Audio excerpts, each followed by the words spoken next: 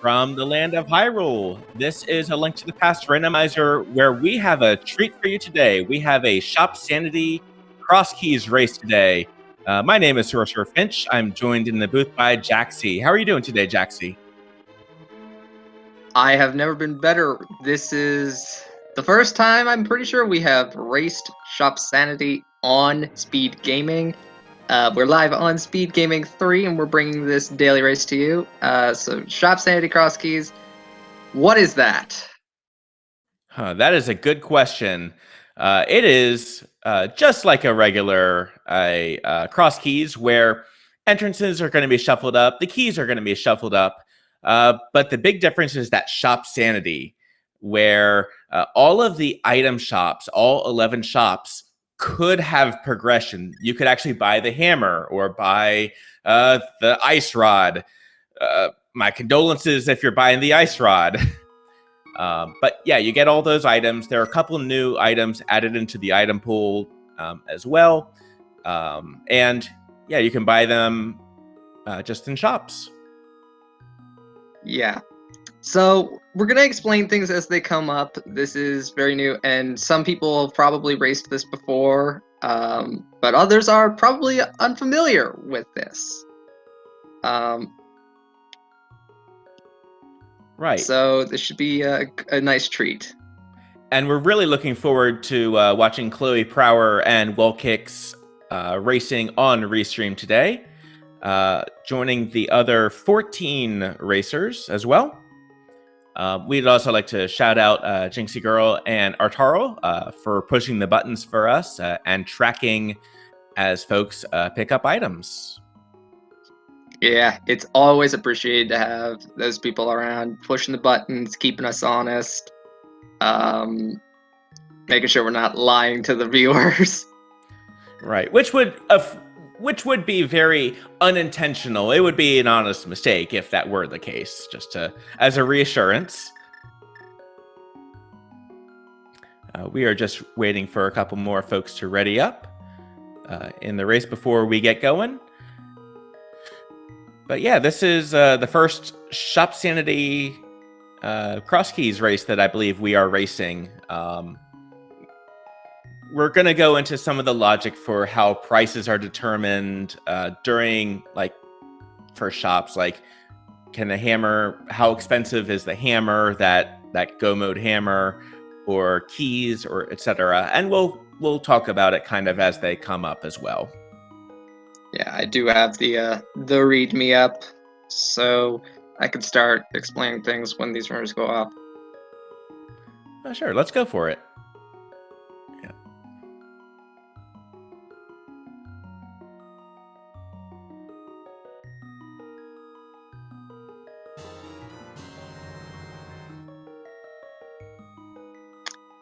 Looks like someone forgot to turn off their restream notifications. Nice.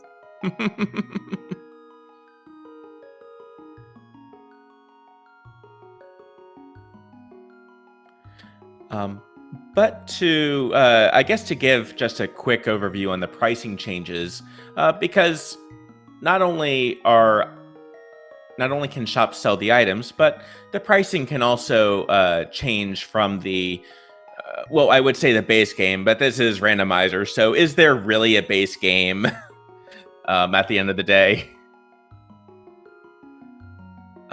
You raise a very good point. And the way that the pricing will go is if a shop is available early on, the items in there are going to be relatively cheap. Not free, but relatively cheap. And then later sphere shops, like those where, hey, you've got most of the items, but we are off, Wellkicks and Chloe Power, giving us the big key of Pod to start out with.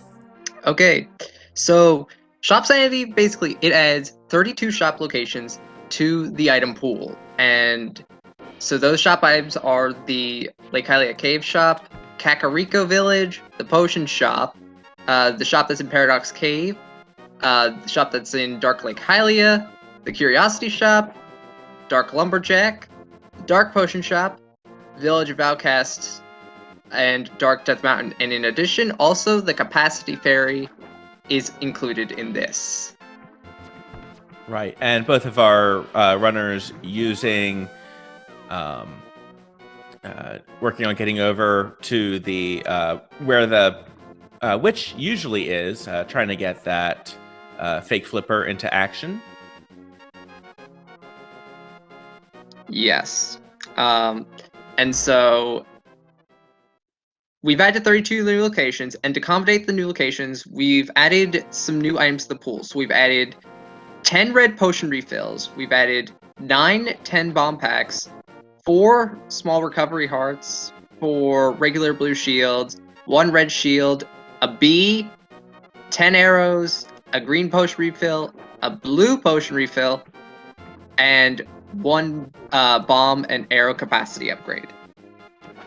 And a partridge in a pear tree. And a partridge in a pear tree. Wall kicks completing the Houlihan trick. Now, the Houlihan trick is not in logic per se. Piece of heart on Chloe's side. The Houlihan trick, in order to get money, is not technically in logic, but it's still a great way to get early money, which we'll be able to buy some of those items that we mentioned earlier. Yes. Now, with potions, there's always guaranteed to be potions viable in a shop. 1 red, 1 blue, and 1 green are all able to be purchasable infinitely in shops. So it ensures that you can still buy potions. Right. And we're getting some divergence. Wall kicks finding a fairy right there. Actually, I think that's a vanilla fairy right there. Or, yeah, vanilla fairy. Chloe is farming for bombs, which is a great call. Even though Kakariko entrances will be shuffled up, it's good. It's a good idea to have bombs on hand. Oh, and there's Desert. Desert is in Sassarella's closet, or hut, rather. Yep, that's a very nice connector to know of right away. Right, and it's just a map on the race game. One thing that can trip up folks inexperienced with entrance randomizers is, well, that's handy. Well, there's the Pyramid Fairy. It unfortunately doesn't pan out, but that's a nice thing to find. It's 2 extra checks. Yep. And we find a connector, which Chloe is not going to look into right away. Right. I imagine if they had more bombs, it might be a different story. But yeah, you've got 1 bomb. You want to use it wisely. You want to use it where you can. Looks like we found a vanilla magic bat. And a vanilla smith? Wow, okay. Well then. Is this even randomized?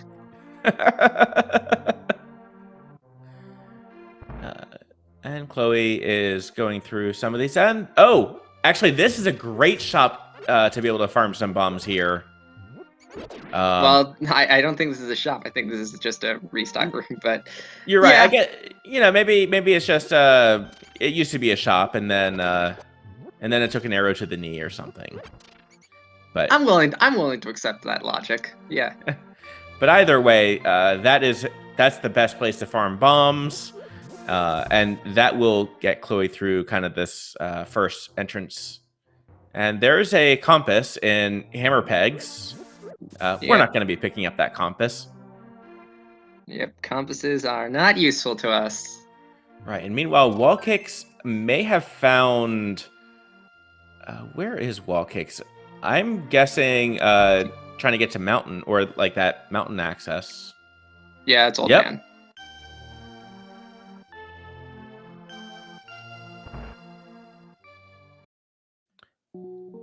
And we find a shield.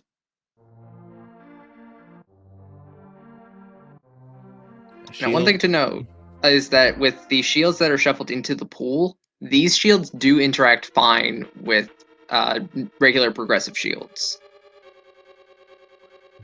Right. And meanwhile, Chloe does find the back of Skull Woods. And Skull Woods is going to be where the green pendant is. So this could be interesting. Big key of Turtle Rock. That's likely going to be required. And there's a small key to Turtle Rock on Wall Kicks' side.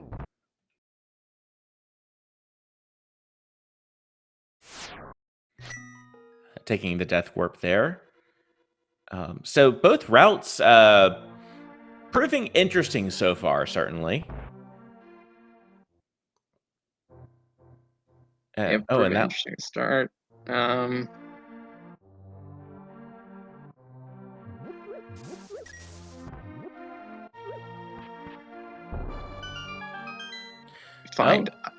find Ice Palace and Seashade Palace in Chloe's side as well. Right, and there is one of those single heart refills on Chloe's side as well.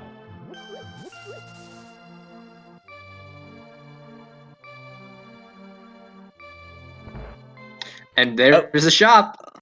Yep, there was some blue mail, which you'll see is for only 100 rupees. And there's 300 rupees for 4. Yep. What a steal.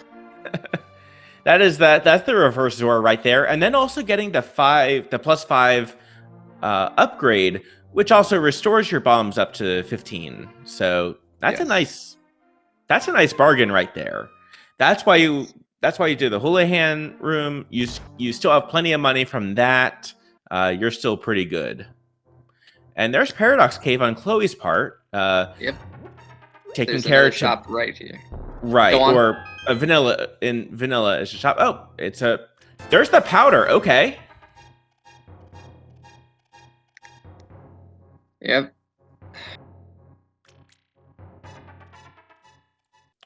Without the mirror, won't be able to get past there, but maybe this door. Find Spectacle Rock Cave. Yeah. And Wall Cakes is over in Super Bunny Cave while we're at it. But just for 20 rupees.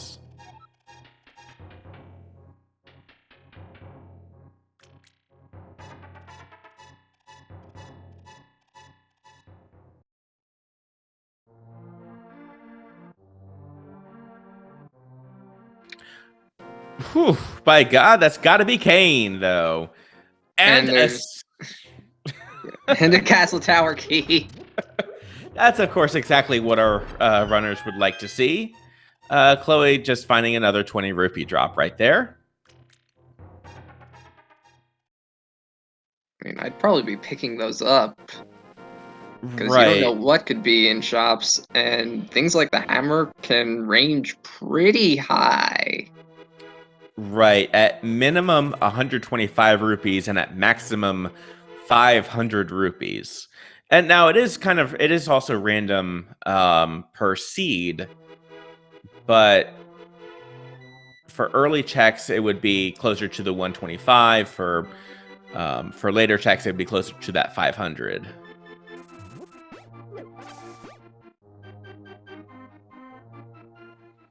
There's the bug net, 10 bombs, and a piece of heart.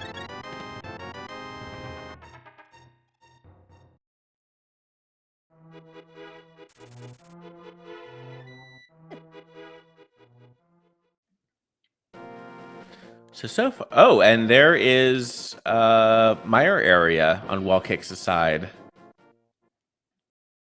And we are going to need Bombos to open the Mire door. And there's a small key on Lumberjack Ledge. Oh dear. It's all right. It might not be something we need. It could, for all you know, it could be a Mire key. It could just be a Mire small key. It could be. And it can't be a castle. Actually, it cannot be a castle tower key if I'm remembering correctly. Yes. The one thing it can't be.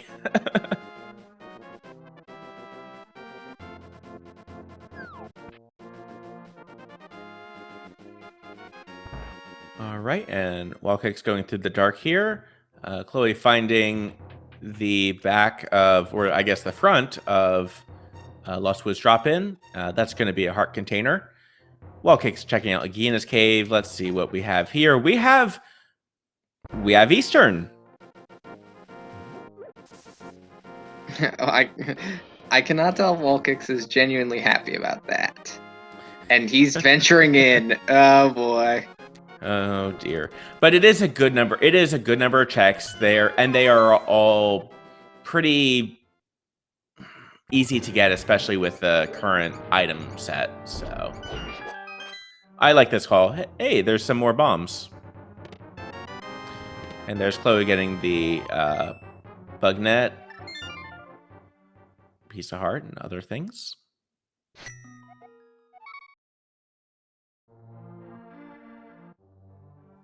This is a bold move by Wallkicks. I personally wouldn't be coming in here, but then again, I guess it is entrance. Right. It's entrance, and it is a good number of items at least. And there's a small key to Skullwoods, and Chloe does take a fall to that guard right there that just would not get out of the way.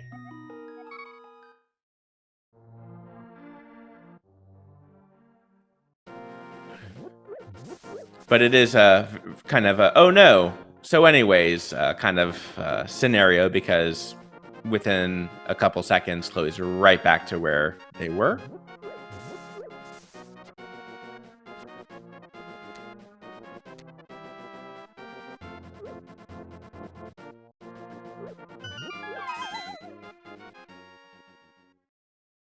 Map to Swamp Palace, and there's Kakariko Well on Chloe's side. As well as the map to Pod.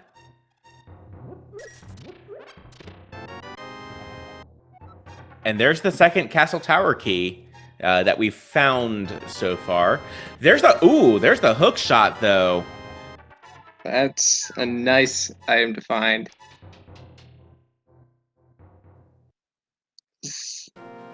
Actually, that does raise a good point. Is Ganon vanilla? You know? Wait a minute. Yes. Yeah. Wait, no. Ganon's Cackwell. Right. Thank you, Arturel.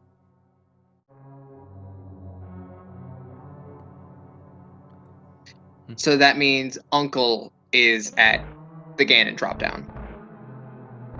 Okay. And Wallkicks does take a death intentionally right there after checking that chest. That's a nice way to get to the death warp. Especially since we don't know where the big key for Eastern is quite yet, or Wallkicks doesn't have it yet.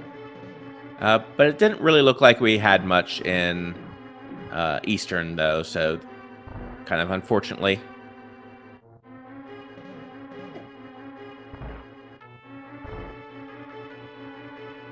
Okay, going out the right of Desert, and we end up with Death Mountain. So someone's asking on chat, so Uncle can't have any impression. Not necessarily. There, never mind. There's the Moon Pearl. So Uncle can absolutely have like whatever is locked behind beating Agatu, like that can absolutely be progression. Because GT can be anywhere. Right, and if you find it, that's a treasure trove of items right there.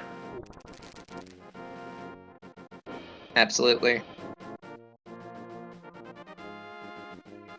That hookshot really is going to be helping out Chloe a good bit, though. Just honestly, just for the slight movement advantage. We don't know where the boots are.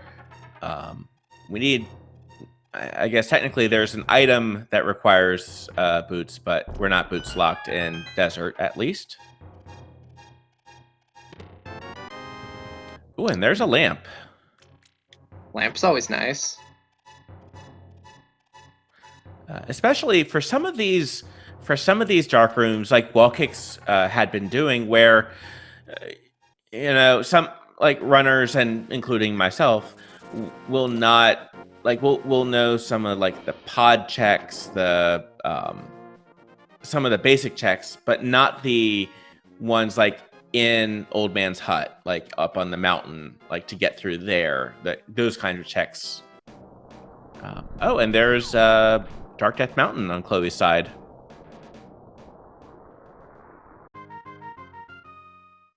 And gambling.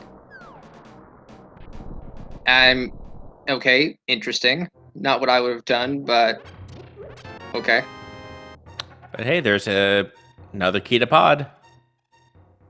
Kind of surprised that they didn't check the entrance requirement for TR. That's Tower of Hera. We can't technically beat this dungeon because we do not have a hammer or a sword. Right, and that was a small key to Mire, it looked like, so not the most helpful of small keys, but... And just a compass here, so that is all we can do. Well, the big key... It wouldn't matter if we found the big key because we can just Hera pot. Good point, good point. That's why I was just saying it's sword or boots locked. Speaking of, who do we think will find the first sword? Someone make a prediction on that.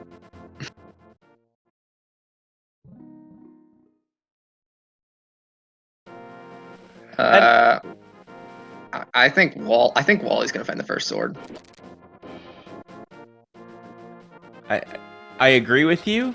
To be contrarian, I think Chloe will find that first sword. Because, you can't have both the commentators going the same way. And Chloe finds the other, finds the desert entrance that Wallkicks found a little bit earlier. But yeah, we still don't have... Like, our best weaponry is Wallkicks' between the Cane of Samaria and then Chloe's hookshot, which will stun or kill a good number of enemies, just not exactly the most reassuring item. Right. Oh, and it looked like... Okay, I think I had missed the first time the bottle vendor just being the bomb vendor.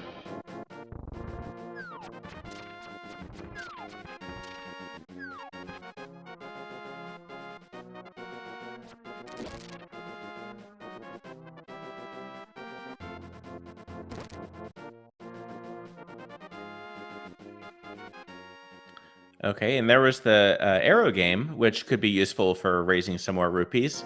Now, raising rupees this way is not technically in logic, but it is a good way to do some fundraising.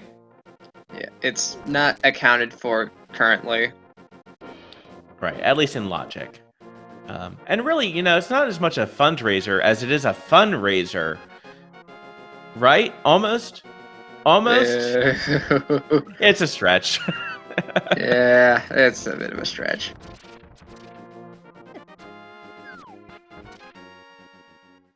Disappointed that Wally did not go for the 99 strat. Right.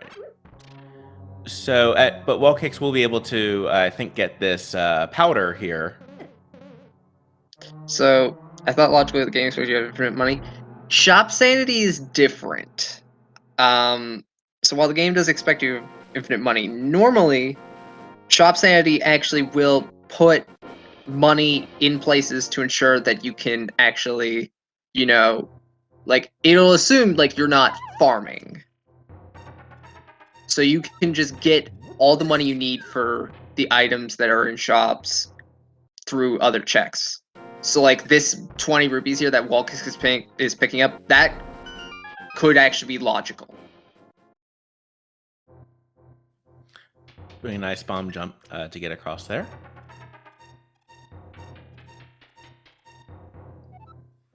Still needs that moon pearl, though. Where was that moon pearl? That was sort of in the desert area, wasn't it? Or at least a desert-ish entrance, if I remember correctly. I mean, the interior was bonk rocks. I can't I don't remember the exterior. You're right, and this is also one of the reasons why we're only tracking 2 racers, just because there's already enough going on. Oh, and there's Turtle Rock on Chloe's side. Well, also because our key sanity layout can't support 4. That works as well. That's fair. How many people are in this race? 13.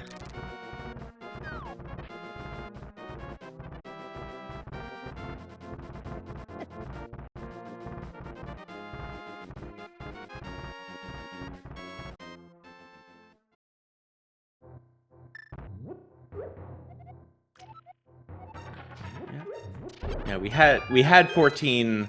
Yeah, we had 14. We did have a racer unfortunately bow out before, but there's small key to Turtle Rock. But yeah, we've got 13 racers, and we got Chloe Prower and Wall Kicks on Restream today, and those are Wall Kicks' first arrows 21 minutes in. I'm just noticing.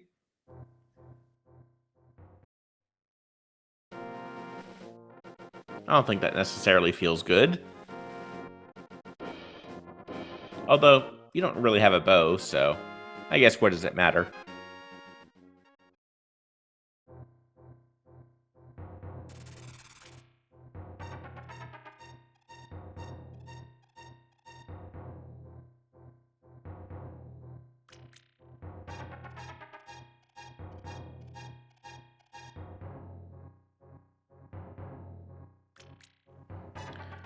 Wallcake's getting the uncomfortable news about the that small key right there.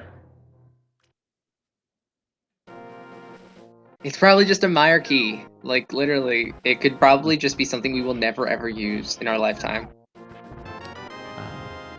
Unfortunately, we don't have a. Yeah, because that would be kind of an interesting long-term prediction. Is it an important key, or is it Meyer key or Skullwood's key?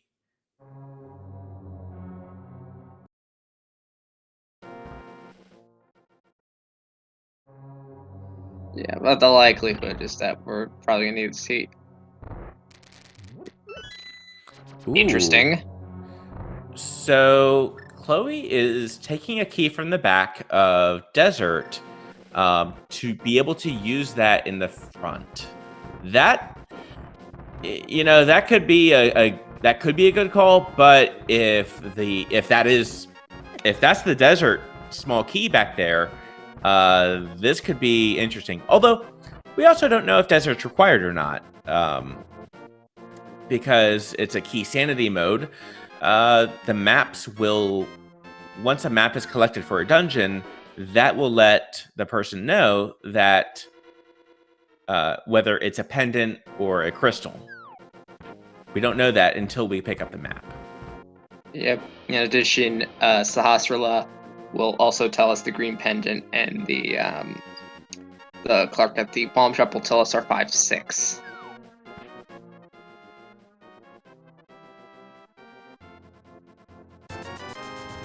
There we go, getting the blue mail, the 300 rupees for just 4, and skipping out on the bomb upgrade, which that's fair enough. They're nice to have, but usually you don't pick that up unless you're looking for a bomb refill in the vanilla randomizer, I suppose. Oh, Chloe does not get the clip.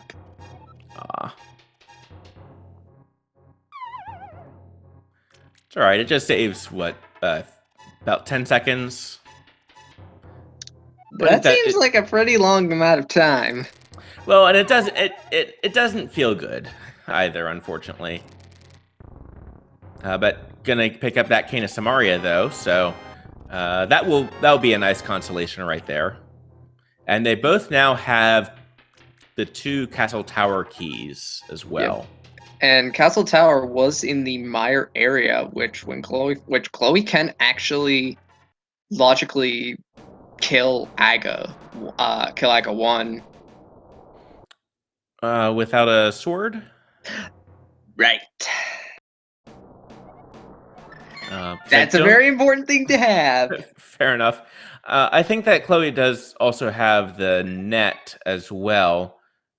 The net's not on the tracker. Right. I don't think it's logic. I don't think it's logically required either. Like it's possible. It's just the game will expect you to not need it. Yeah.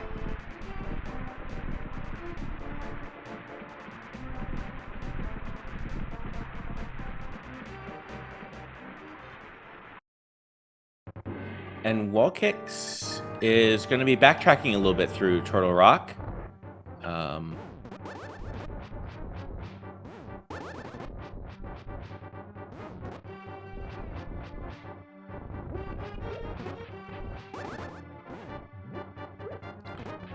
This is definitely using the Canis Samaria on these guards. I mean, that's going to use up a lot of magic, but that's realistically the only way to be able to take down these guards.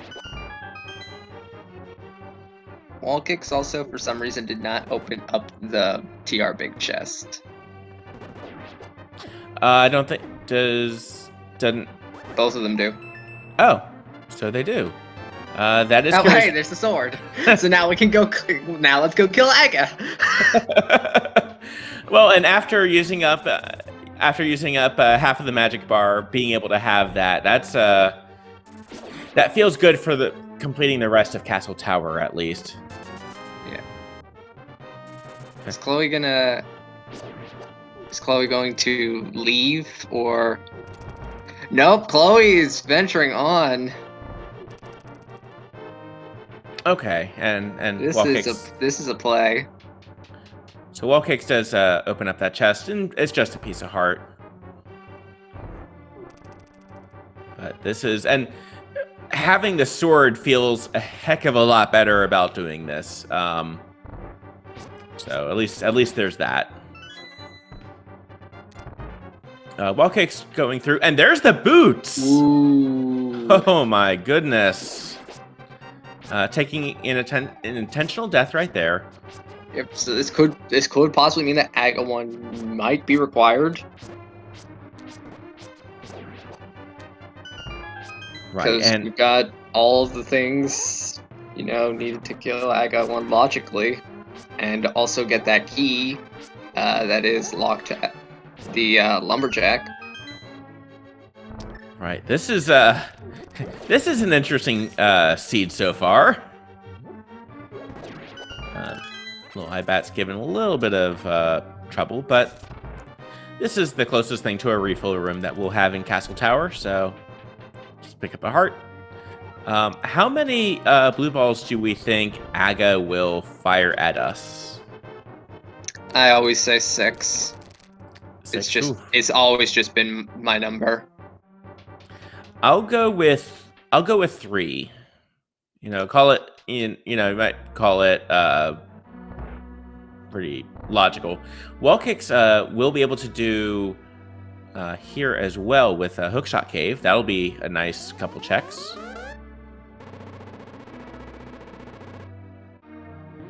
So also Chloe is doing Aga on 3 hearts.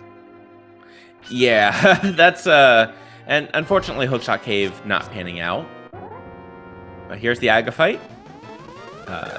Always a pattern of 5. First shot by Aga is always reflectable.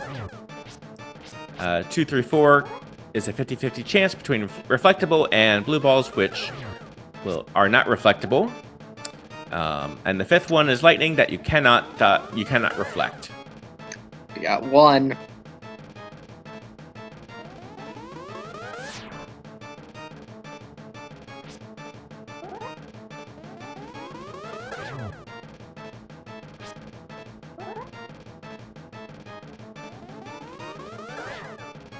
That's 2.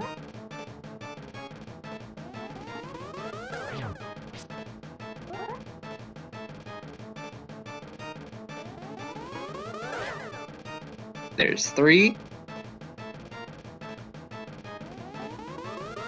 Okay, I'm pretty sure. Yeah, I think it's 3. Yep. And Wall Kicks is using, and there we go. And Aga goes down on Chloe's side. Wall Cakes is using the boots and the hook shot in order to get that super speed. Thing is that this is going to be a double dip of Hera for Wall Kicks because he cannot kill Moldorm. Right. Well, unless there's a sword up here. Or hammer. Nope. Okay, just that's a single arrow. Right, that's not gonna do good, not much good right there. I expect arrow spams in the chat. You all disappoint me. Chloe is giving us our first look at the Dark World proper. Oh, and here's Meyer on Wall Kicks' side. That is the and that's the bunkable rocks over by Link's house. Chloe's skipping out on Spiral Cave right there. And I guess because it would be a bit of a... You wouldn't be able to re-enter there. Also, check pod entrance. Right, while you're here. Like, do that first. Yep. So, okay, so we have a big key and a small key. And we've also got our green potion refills. Small of ice, and there's the GT big key on Wall Kicks' side. So if you had, I'm making up a number. If you had 47 in chat, you win. There's gonna be one person in the comments section of the bot that says, "I had 47." And Chloe, not liking what that pod entrance was, is going to go ahead and probably do Spiral Cave right now. Yeah, or check what's at Dark Flute Spot 5. Good call, good call. Something else we haven't found yet. We're 32 minutes in. We have not yet found the Power Glove. Yeah, that's a bit concerning. Especially given that this is a Crosskey seat. It's probably for sale in a shop. Right, and then it's just, which shop? You'd hope it would be this one. Or right there.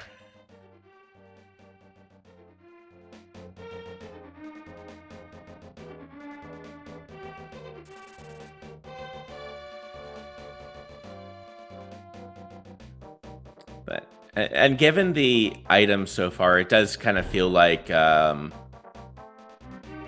was required for this. Aga was required at least, so. I have no doubt that Aga was most certainly required. There's a lamp on Wall Kick side, so at least all that traveling in the dark. We're back in logic there. What was Pod Entrance? I'm pretty sure Pod Entrance was just a fairy or something. Right.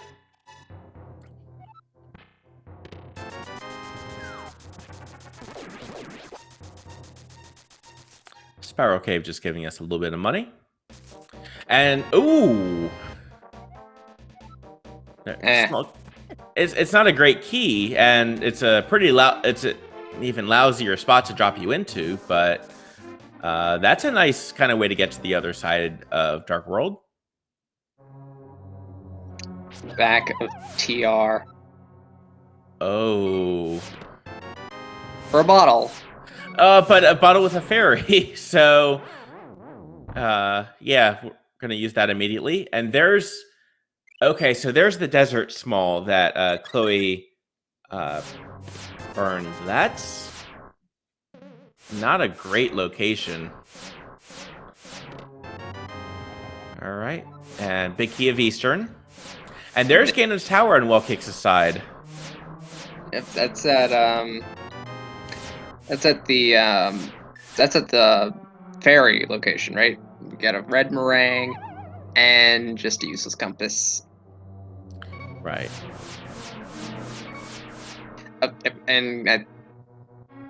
Okay, well, what's gonna happen first? Is Chloe gonna die, or are they gonna get those boots?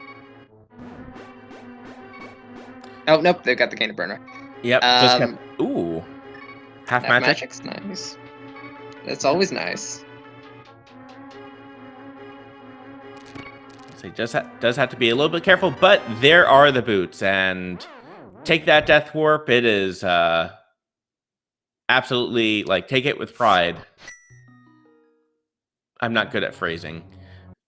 But yeah, that worked out really well. Yeah, that did surprisingly work in Chloe's favor.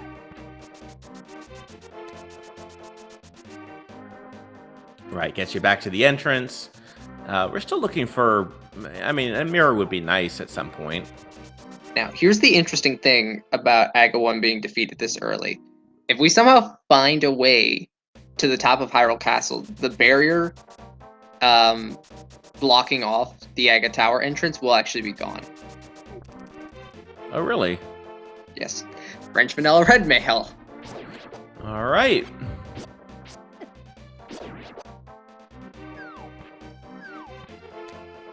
This seed has been kind in safeties, but really bad in health. Right, because, yeah, Wallkicks has the health lead at 5. Chloe has the sword lead at the fighter sword. And Wallkicks is going into Mire here. I guess I don't agree with this.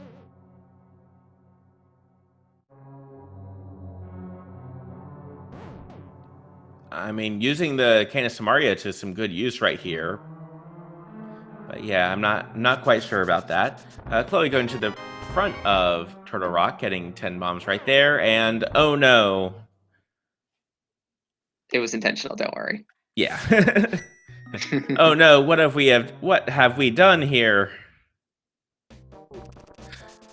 So now where are the other 2 swords? All right, so Chloe's going into the Skull Woods area. Because I think, correct me if I'm wrong, Skull Woods is still going to be vanilla, at least the front part. Well, it's gonna be shuffled within itself.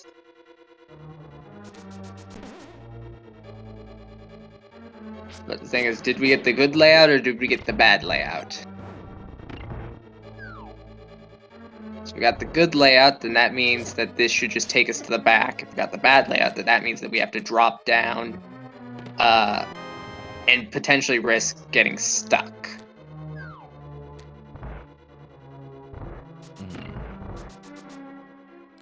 Wallkicks does It's off. the bad layout.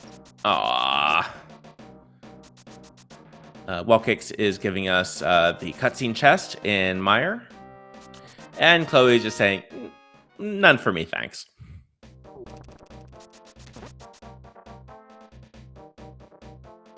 What, you don't want to go and clear Skullwoods out? All right, and let's see what And potentially risk getting soft locked? I mean, that almost sounds like fun, except for the, getting soft lock part. All right, and Chloe exploring the Village of Outcasts area. Okay, there's Castle Tower again. We haven't had anyone do escape yet. I'm just realizing. Small key to Ganon's Tower on Wallkick side, not bad. And there's the flippers.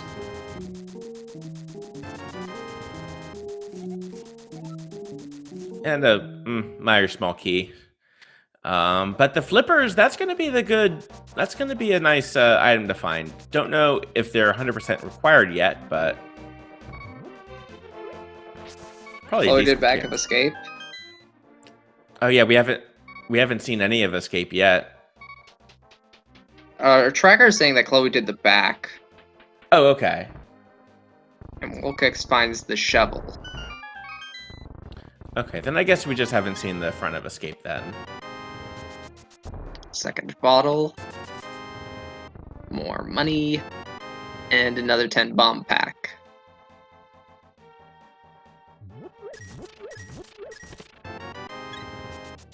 and another heart container. So Chloe finally takes the health lead. Right. In a relatively sort of vanilla Blind's Hut location. I mean, wrong world, wrong side of Kakariko, but sort of counts, right?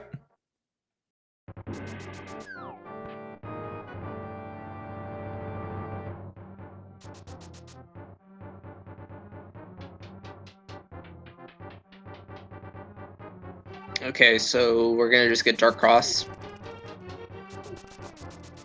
I guess so. Dark Cross. Might even do Dark Cross. And there's a red bottle over on Volkick's side. There's the third bottle.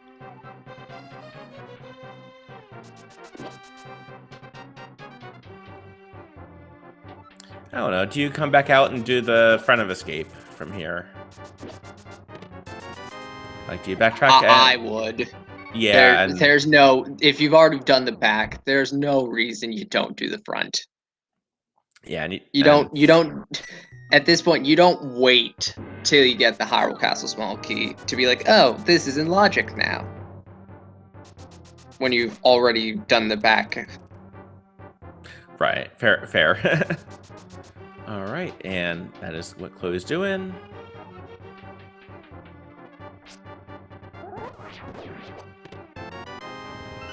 There's the cape. And the trend of safety, and that's about it. That continues. So I guess Chloe did find the first sword. Who's going to find the next sword, though? I'm going to go the inverse, and I'm going to say that Chloe's going to find the next sword. Yeah, because to get the sword, Volkick's will have to go into Castle Tower. Oh, and speaking of...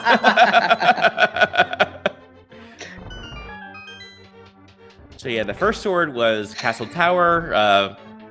Second sword is Hyrule Castle.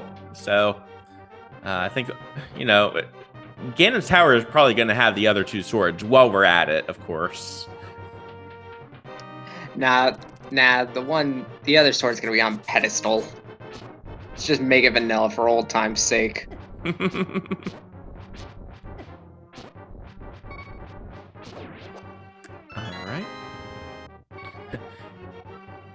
And the one time where it's always going to be the vanilla big key. Unless you're playing Drop Shuffle, which we're not. Ooh. Drop Shuffle sounds intriguing. Ever played AD Key Drop Sanity? It sucks.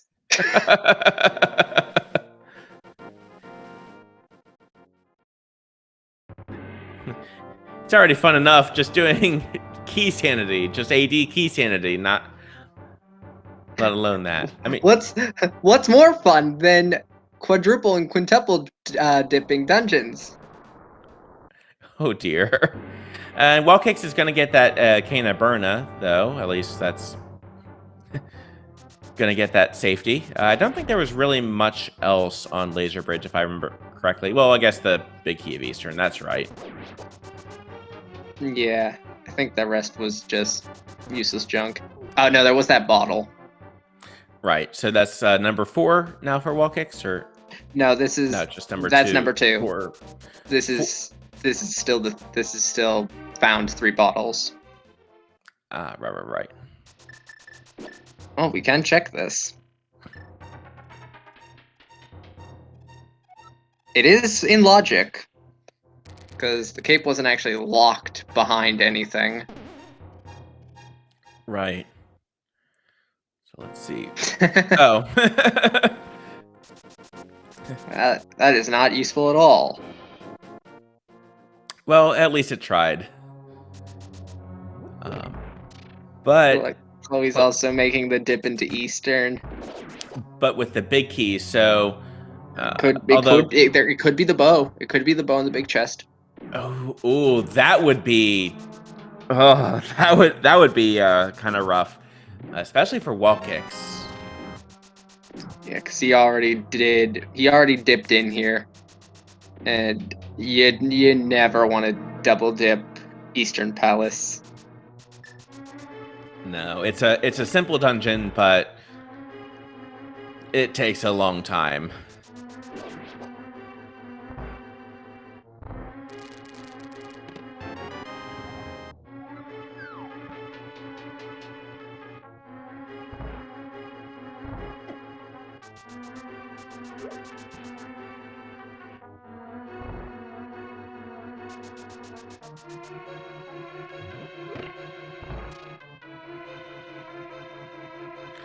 But wall kicks, yeah, remember that ferry on Laser Bridge?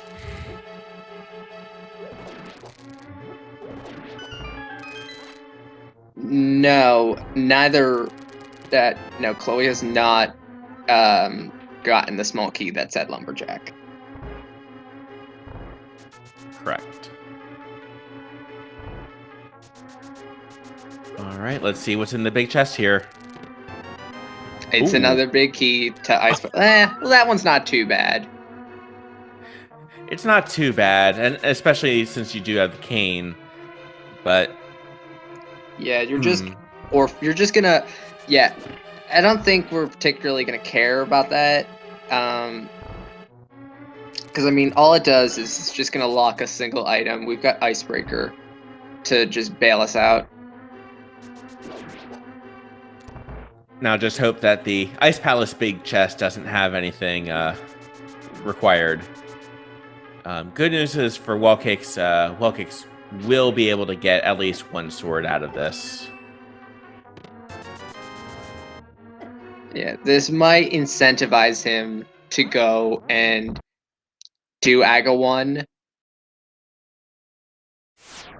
But who knows? We don't even know if this was required.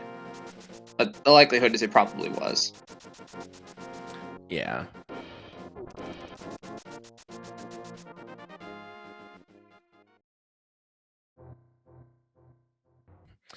The welcome relief of the first sword for wall kicks at the 47-minute 55-second mark.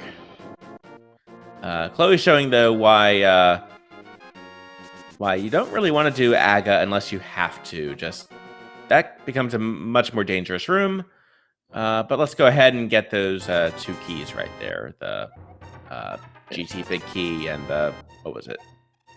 Ice Palace Small.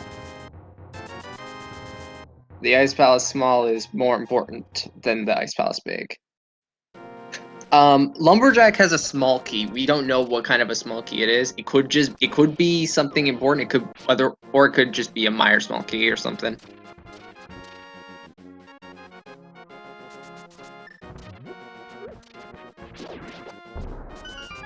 That's also true. The sword that Wallkicks has is not in logic. Ooh, that's a good point. So logically, you were required to do swordless, to do the first two rooms of Aga 1 swordless.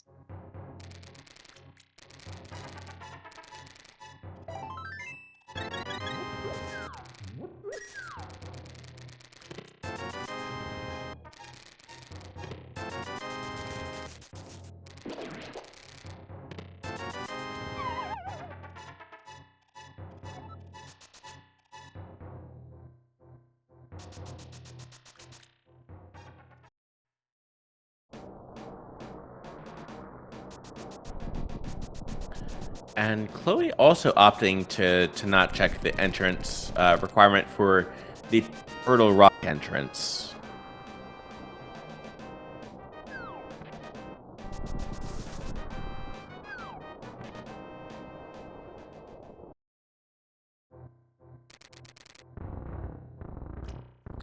There's another Meyer small key. Small key to desert. So Chloe's back to even on the desert small keys though. So that's gonna feel better for her for them.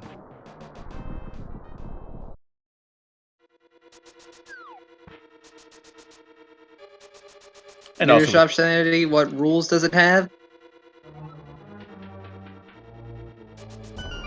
So, Shopsanity.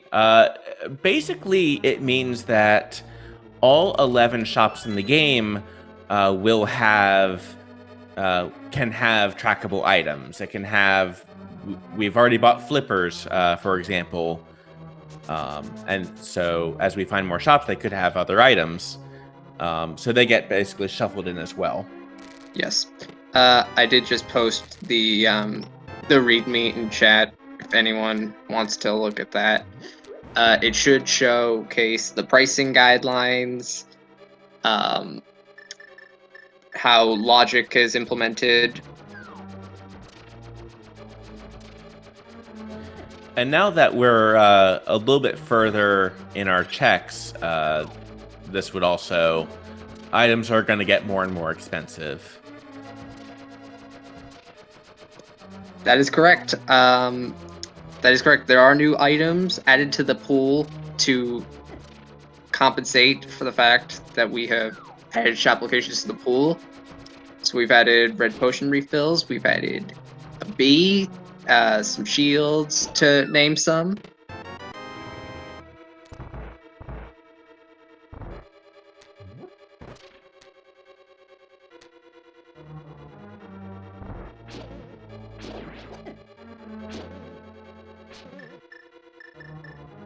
It's all there in the README.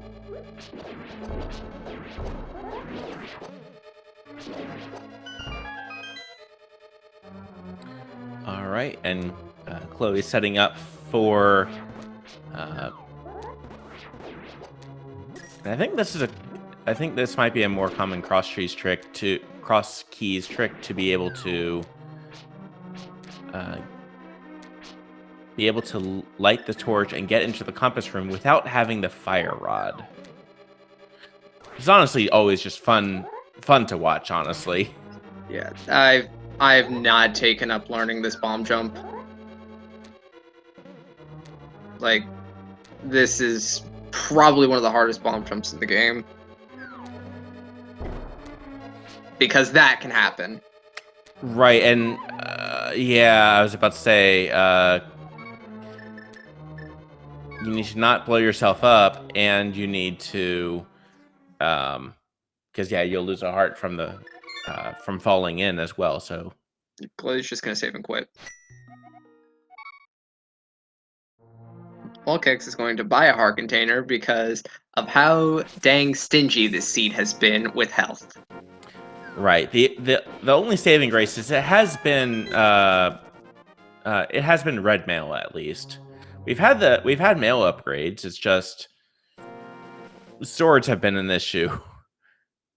Everything, like, where? So we don't have a glove yet. We don't have a glove at all, and we don't have a hammer.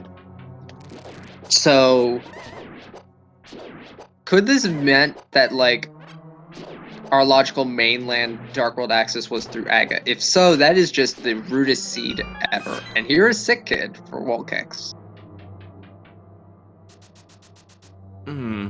And unfortunately, yeah, that ain't gonna help.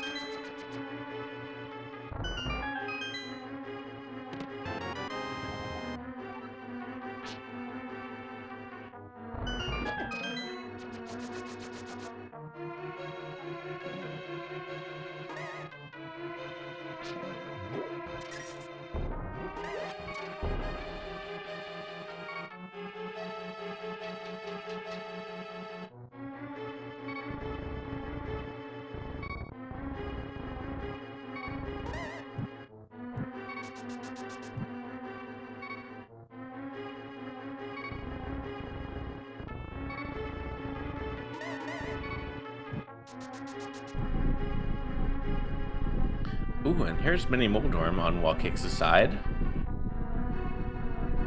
Please be the glove.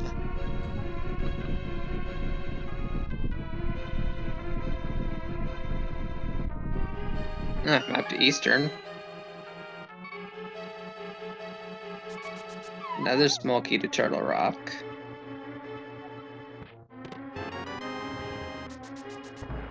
So not exactly a terribly hype cave right there. For the... Okay, and there's Paradox Cave on the other side.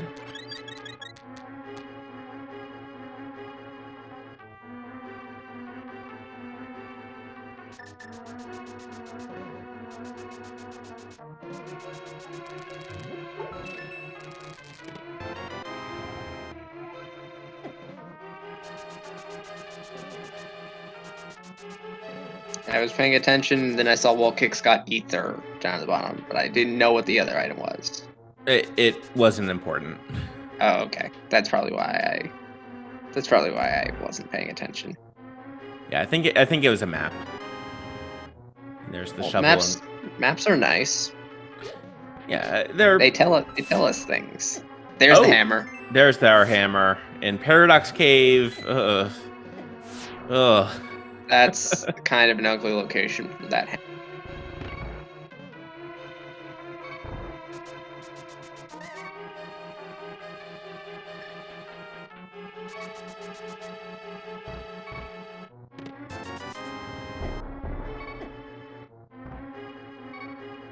Chloe, you can just fall off the edge. You know that, right?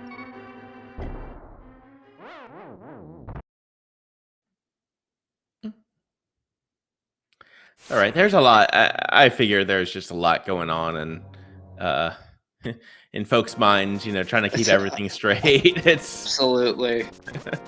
Crosskeys is not a joke mode, and adding Shopsanity onto it makes it a little bit more important.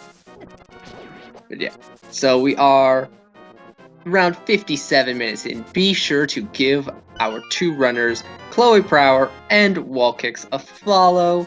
They're putting on a great show for us. As well as our two trackers, Arterol and Jinxie Girl. You can also follow my co-commentator, Sorcerer Finch, and you can also follow me, I'm Jaxie. What does Shopsanity mean? Shopsanity means we have taken the 32 shop the 9 shops, which have 32 shop locations, and we've shuffled them into the pool. So they can now contain important items and that have to be purchasable. So you might find like a mushroom, purchasable for like 100 rupees, or a mirror, purchasable for like 200. There is logic accounted for them. I will post the README into chat again, so you can take a look at that.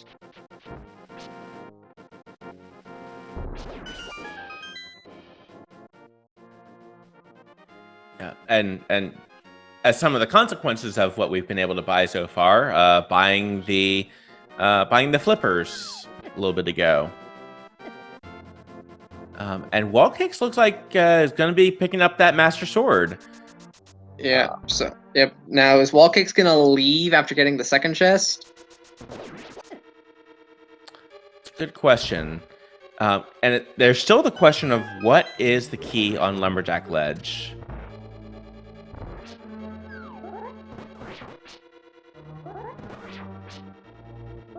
I don't see Wall Kicks leaving. Okay, yeah, he's not leaving. Yeah. If you had the mirror, I could see leaving, but you don't have the mirror. So the way to leave is unbearably slow because you've got red mail. Good point. And again, because you really wouldn't want to have to get past through there. Yep. We're gonna do more out of logic things by lighting the 4 torches in Skull Woods with the lamp. Which requires another bomb jump I don't know how to do. Right. And also, you know, Mothula's not exactly the kindest of bosses. Well, or rather, Mothula's room is not the kindest of boss rooms. Yeah, to be fair, but the room is what makes Mothula actually hard, because I felt like whenever I fought Mothula in Randomizer, when there were no spikes in that room, the fight was a joke. Right. And fortunately, some of the safeties that we picked up earlier, they are absolutely going to come into play here. This is a good call to just, you got the cape, go ahead and wail on Mothula. There we go. And also, and there's And let's find the other sword. and there is the green medallion as well. This is the first dungeon completed at the 1 hour, 1 minute mark. Technically second. Right. Okay, with Aga. You're right. But it's we have not found a crystal dungeon yet, or we haven't beaten a crystal dungeon yet. We've probably walked into a crystal dungeon. It's kind of hard to complete them right now. I mean, it's a 7 out of 10 chance. And yeah, that's true. So we're 1 hour in and we still don't have a glove, but that's...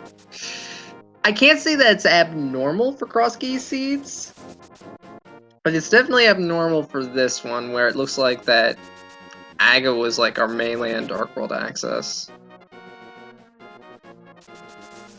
We're gonna check Lumberjack and see if this was actually important. This is the Swamp Small, and Swamp is a crystal, then it was required. It's a pod key. Okay, so logically, Aga's required. Yeah.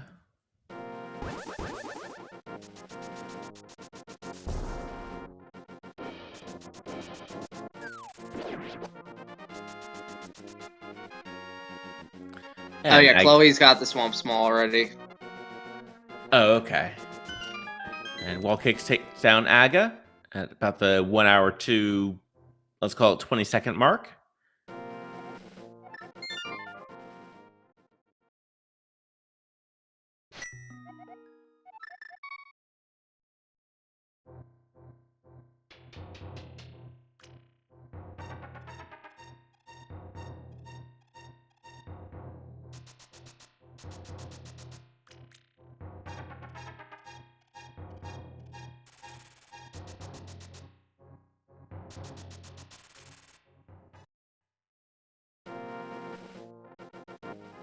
That is not helpful.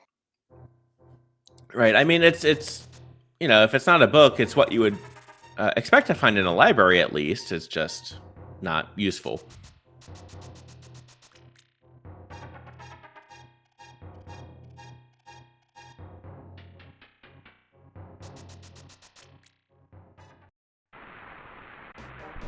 Yeah, at this point, I would say Wall Kicks is definitely ahead, just because of that hammer.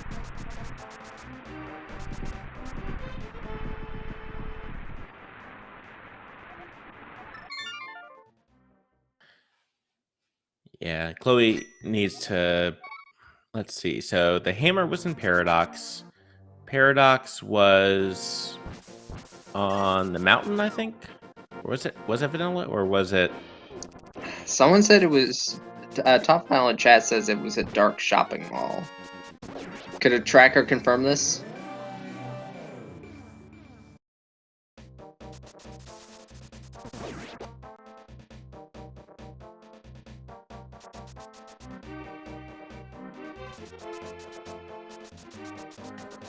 But yeah, well, Wallcakes has the item advantage just with that hammer. Chloe does have a sword advantage, and it's significant between the Master Sword and the Tempered Sword. Now, Wallkicks will probably take down Skullwoods and get that Tempered Sword, or find the fourth sword somewhere out there. But Tempered's a good find.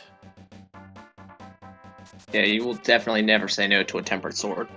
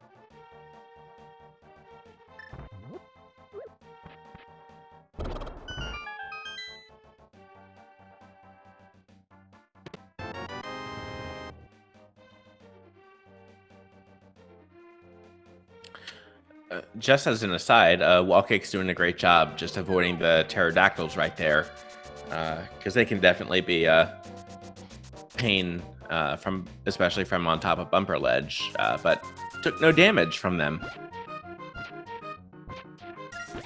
Yeah, they're not really that much of a problem though, because wall kicks is on red mail. I can't remember if Chloe got that as well.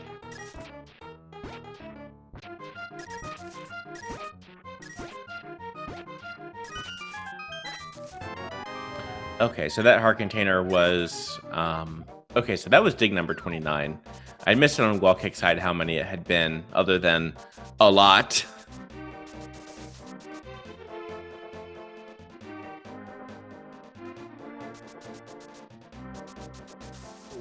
The click was eaten. Typical SG trackers. All right, and there's a key to pod.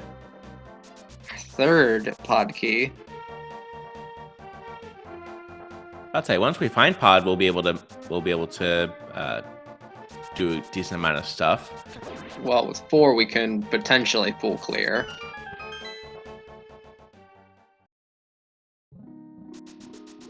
Nice Rod Cave. Is it going to be nice? Nope. I mean, there's Zora money at least.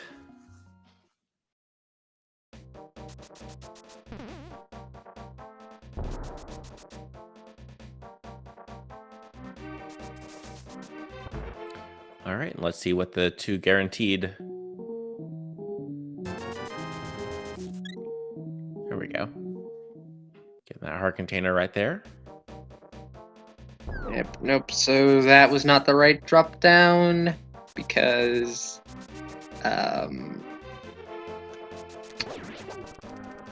that just dropped into the back.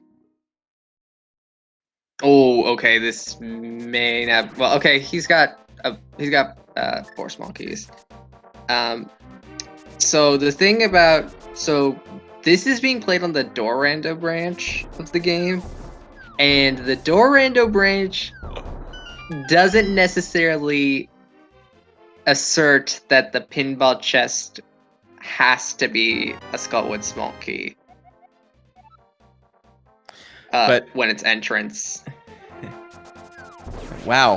1 hour, 8 minutes, 37 seconds in, we finally have the power glove. What was that? Was that it was Skullwoods. Ew. Ew. Ew.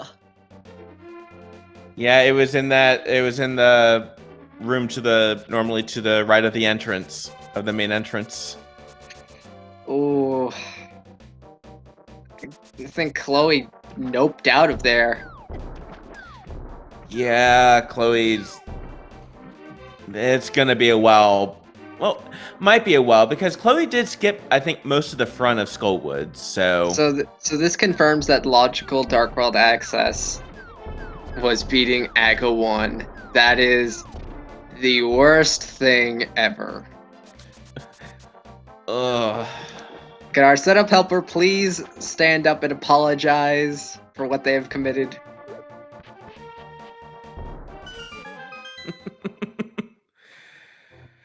Oh my goodness. Oh, all right. And okay, so Chloe's gonna check out this because Paradox Cave, that is a good find for Chloe because that is going to be the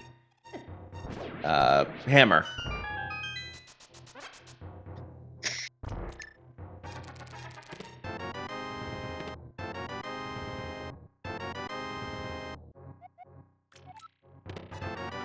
Kix is also going to do the lamp bomb jump, but this time is going to use ether to take care of the enemies in that upper room.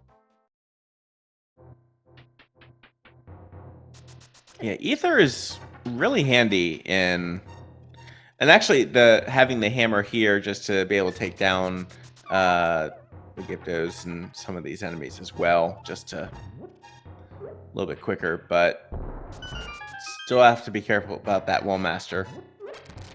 Yep. All right, and there's ether on Chloe's side, along with, okay, so the other item had been just 10 arrows. So earlier, yeah, it was nothing. Ooh, good job. That was a very nice jump.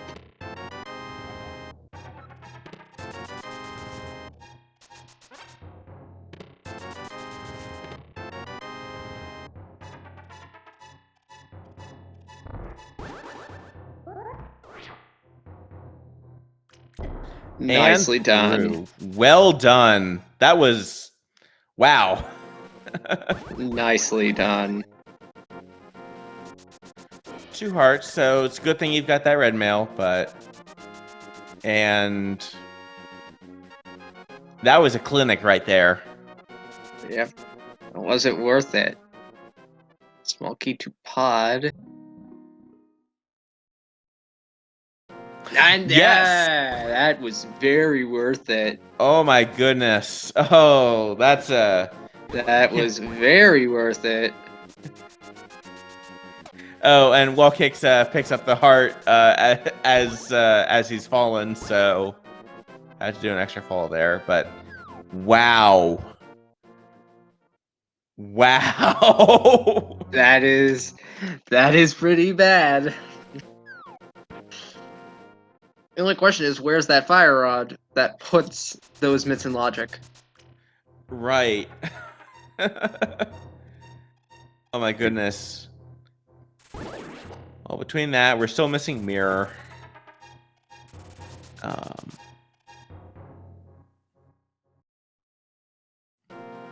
Also, where's that bow as well? We're still... Yeah, we're in hour 13, and granted, it's Shopsanity and Crosskeys, so it's not exactly going to be an hour-long seed. No, it's probably going to be more like 2-3 hours. Yeah.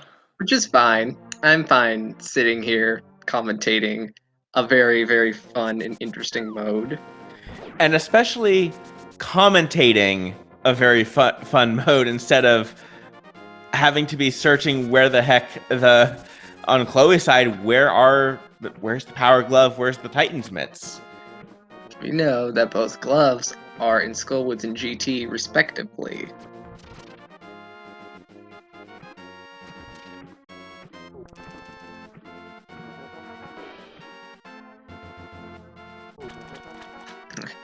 Wallkicks is finding all the health. So apparently all the health is just in G2. Fantastic. Right. I mean, well, Ganon's working on, trying to get healthier for 2022. So, trying to get that fitness regimen. Got to get that heart. Got to get those hearts. Oh, and there's the fourth sword. Also in GT. Yep. Looks like that's about it in the randomizer room, but we're back to even swords. Yep, so the sword advantage that Chloe had is now practically negated.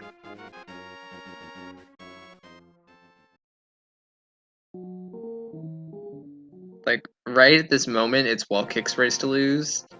Until Chloe goes back to Skullwoods.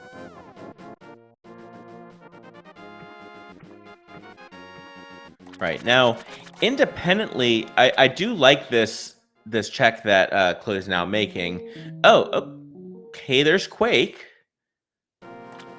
We're not going to buy Quake? Nope, because rather buy Zora.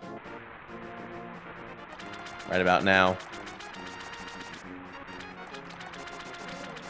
Wallkicks is doing my favorite Ormos Knight's kill. No, the boomerang does not count.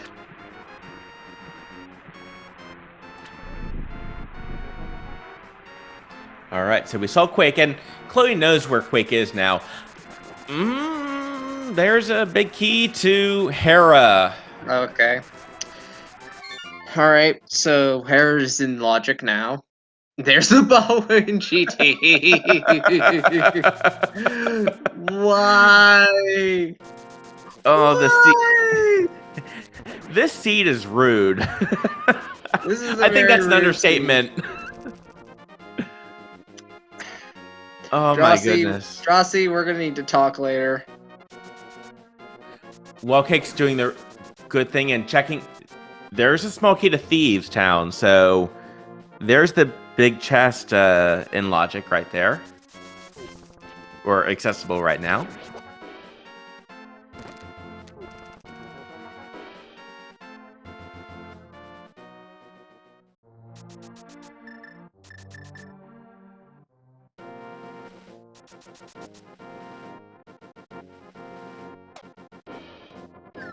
But oh my goodness.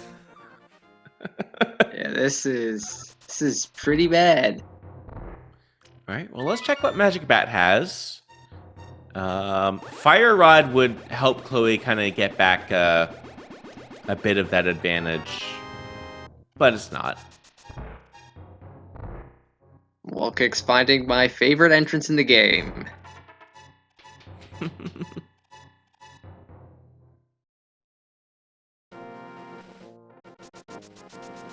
Doesn't do anything, except it has a very, very small pore, little cuckoo. Under a pot.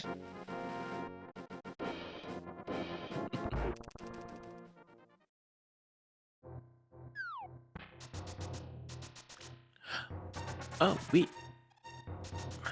I don't know if you saw, did Chloe check Hobo?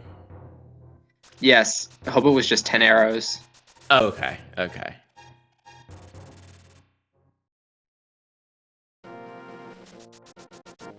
All right, and welcome to Mimic Cave, which is hammer locked, and both of our runners do have that hammer, so that helps. So Hasrla not holding anything good. And there's the Meyer big key. Ooh, so Wallkicks is getting yeah, Wallkicks is definitely I think has the advantage right here. So At this one, I have to agree with Artarl. Yeah, it's probably just an Ice Palace. The Fire is probably just an Ice Palace.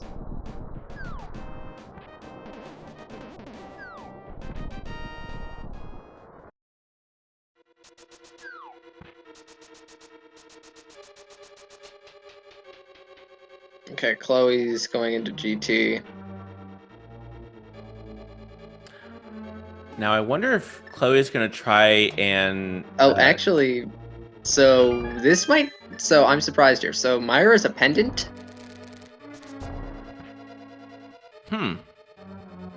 You can tell it's a pendant because of the little P up there in the upper left-hand corner of Wallkick's screen. That's a feature for Door Rando. Ah, okay. So that way you can just walk in and say, like, hey, this is the pendant or this is the crystal. Yes. Okay. If it was a crystal, it would say C on it. I did not know that that was added in for non-Door Rando modes on the Door Rando branch. I'll say that is incredibly handy right about now. And Wallkicks is going all the way to the back, and we'll be taking down. We'll try to take down Vitreous. But C is for Cookie. That's a good point. I mean, hey, that's good enough for me.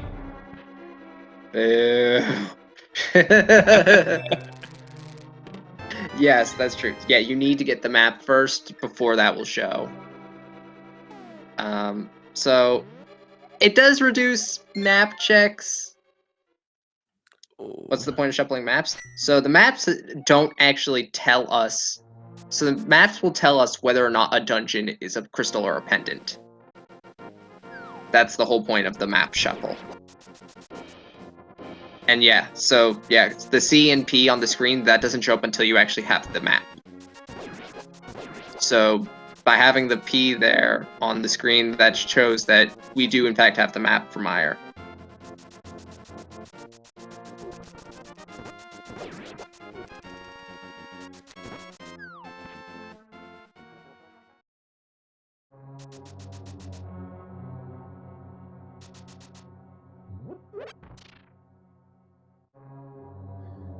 All right, and Wallkick's doing a great job on the Vidi fight with that sword.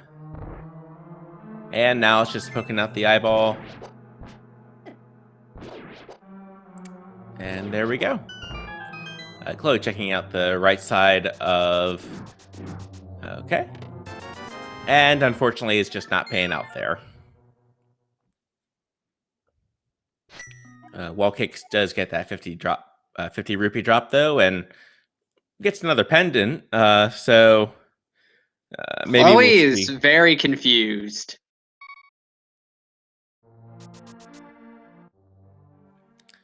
Yeah, unfortunately... Chloe, please go to Skullwoods.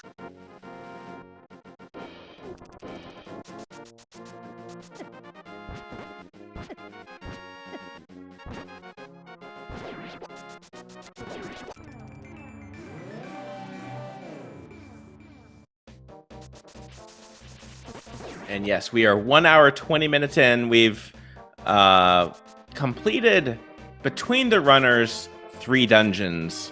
Or, yeah, 3 dungeons so far.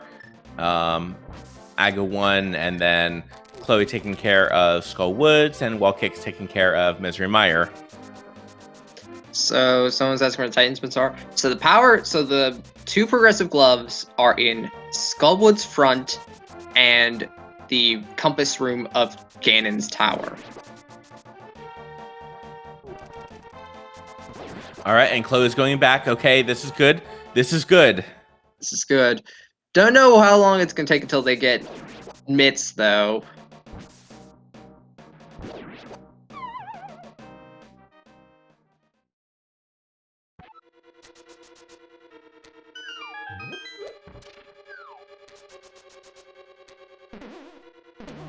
Okay, Wallkicks is purchasing Quake and is gonna be getting that big key from Zora.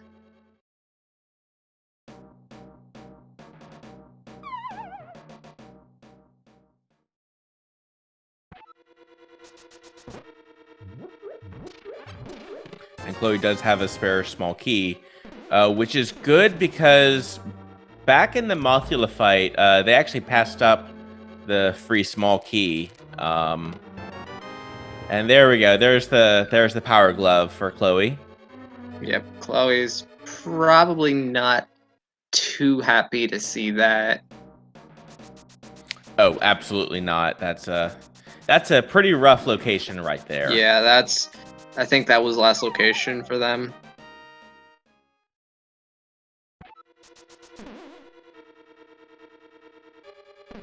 And yeah, and where that drop down takes us, yeah, we are effectively soft locked. And our 5-6 are Ice Palace and Thieves Town.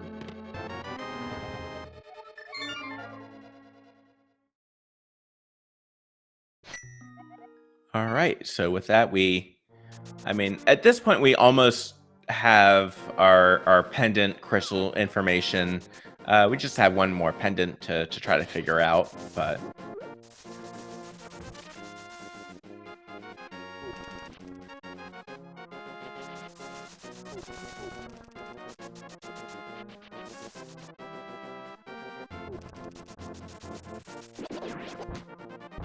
But now, where is that fire rod? Let's see. Yeah, where do we think we're gonna find it?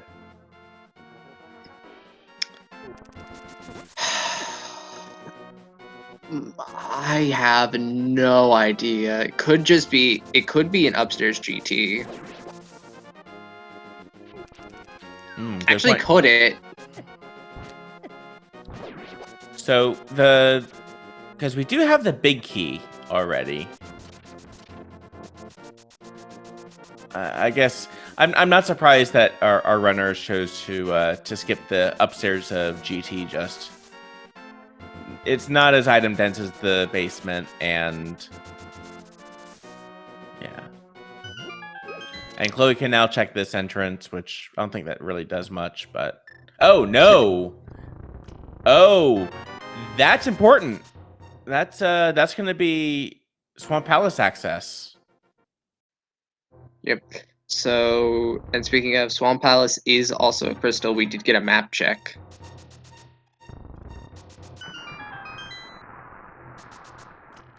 I'm pretty sure Pod was also a crystal as well.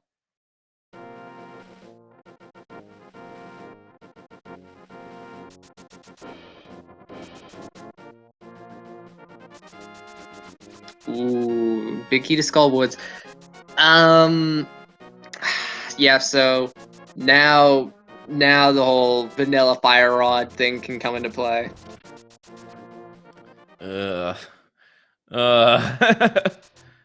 What is the seed?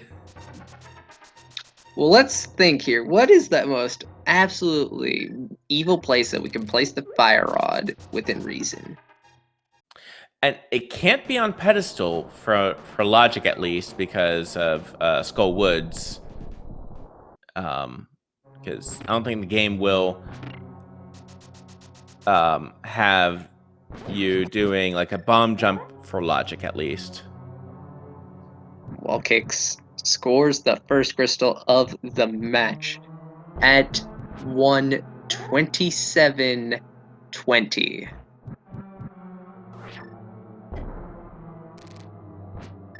Ooh.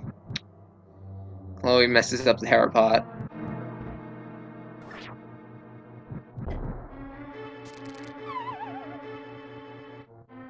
This is not a trick I've actually taken up learning yet, surprisingly. Yeah, so I'm not used to that particular setup for the hair pot. That's one of the great things about hair pot, though. Just there are, and I know Chloe does not want to see that big key right there. Just after the bad experience. Chloe is just gonna be like, well, gotta go back there again. What's the worst that could happen? Okay, and then trying to line up that. There we go. Line up that dash. There's a pixel that you can use to just dash through the that bumper ledge right there.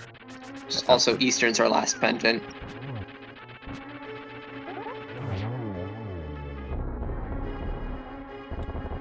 Sure is, and I hope you weren't looking for boss music from Moldorm, because if you don't take a fall, Moldorm's not too bad. But there is crystal number 1 for Chloe, catching up on the crystal count. Yep.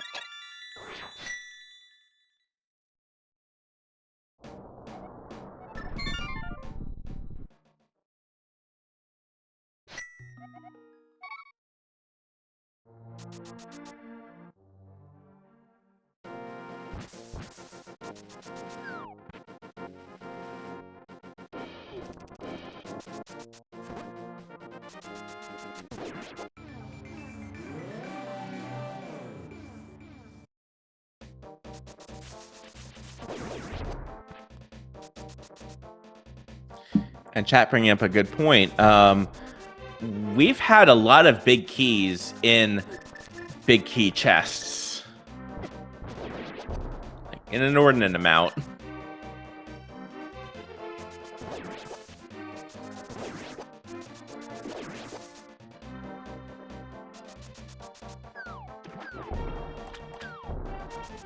All right, and Wallkick sitting up for the quick kill for the Armos Knights, and pulls it off very nicely for the book. And there's pendant number 3. That is all the pendants for Wallkicks. No, except for the Skullwoods.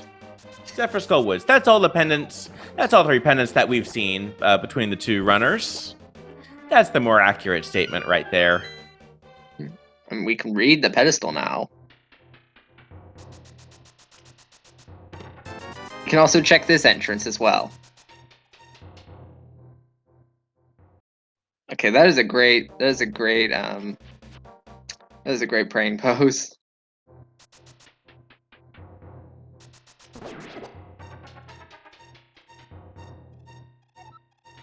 And that's not going to be of use to us.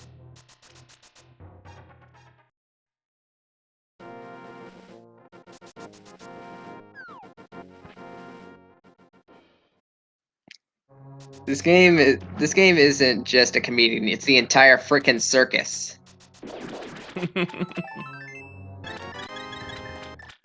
All right, and Chloe is going to be dipping into Swamp Palace, which has got a good number of items. It's completable. You can do Diver Down.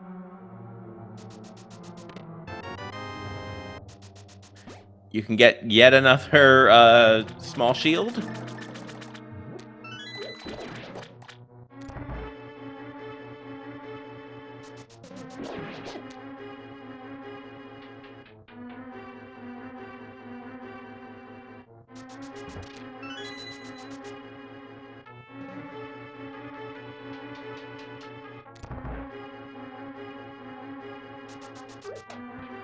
So Fire Shield is available, it's just that there are Fire Shields shuffled into the pool that are not progressive. There is still 3 progressive shields in the pool. Yeah, shop shields, basically, to better explain it.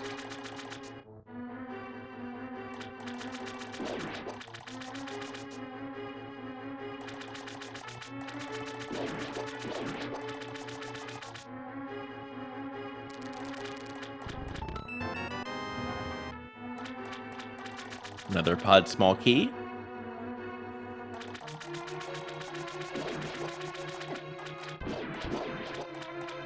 So yeah, I think that does it, or close. Gets us close to the all the pod small keys right there. And let's take a look at what the entrance requirement for Turtle Rock entrance will be. It's Ether. We saw this already. Oh, okay.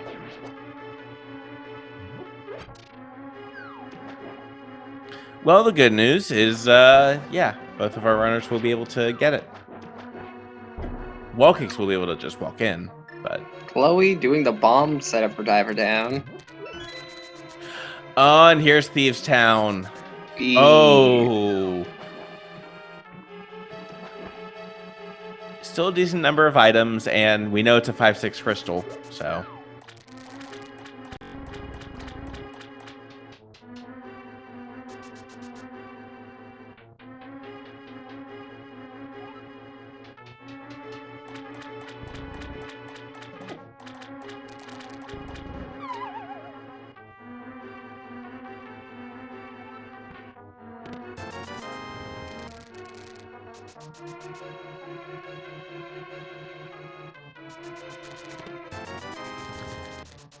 left side not paying out. There's well, I guess pod small. I guess literally paying out is just not useful. Yeah, that's true. We do not have the big key for Thieves Town. That's a good point.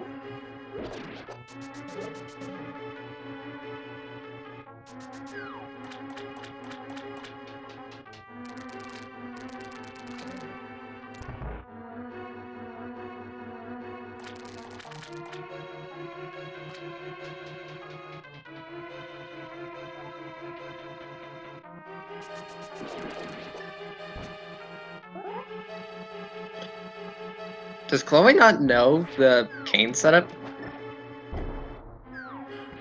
I mean, I wonder if the bomb setup's a little bit quicker.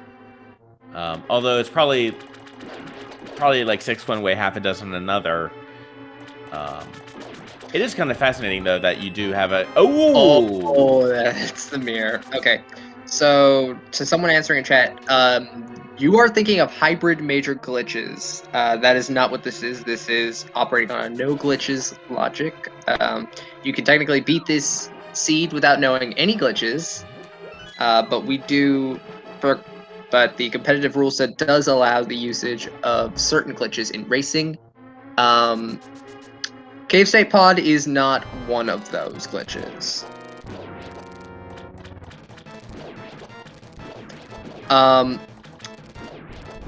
If you did the Kiki skip, it would still take you to pod, but it isn't allowed in this kind of race.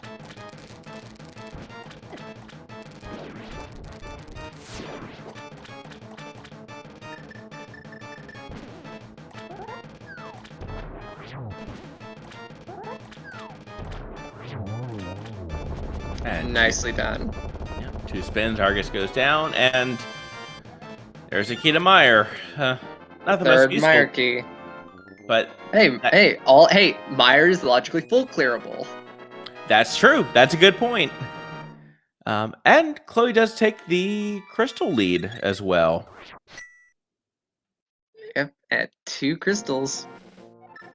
Right. It's still, at 1 hour 36 in, it's still very early on in the seed. Wallkicks is heading in the right direction for Swamp, though, so be right behind. Yeah, that's a good way to put it. Yeah, if you were to do a mage glitch in this type of race, you'd be disqualified.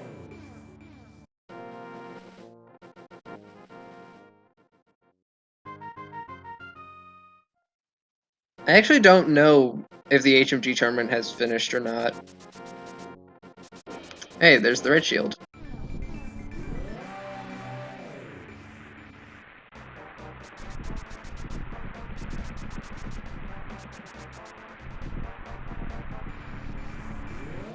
HMG's on finals.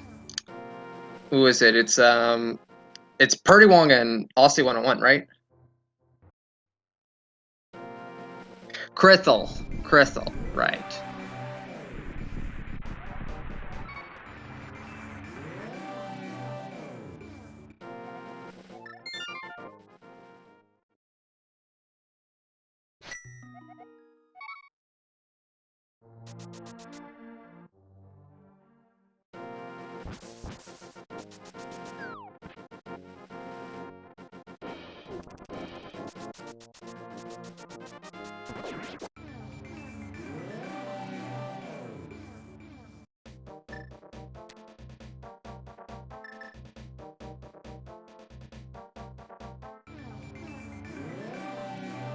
This does probably have to feel pretty good for having that mirror for Chloe. Just, it's something, and it's not like the mirror was too, well, I guess it was a bit far out of the way, but we can also check what this is. And, all right, key.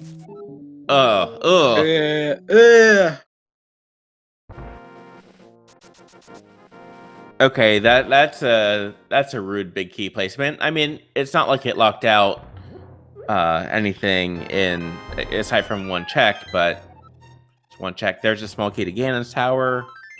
Let's see all hype we've got here. There's our other progressive bow. So, Chloe found a bow. All right.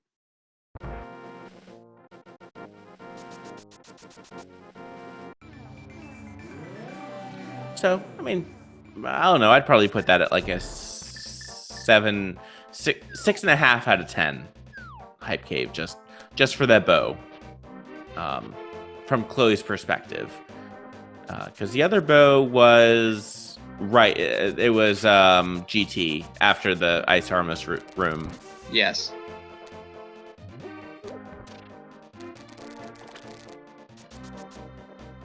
The bow that Wallkicks has is in logic, actually. Well, okay, technically, no, it's not in logic because of keys, but we don't care about key logic. So yeah, the bow that Wallkicks has is out of logic, but for all intents and purposes, it's in logic.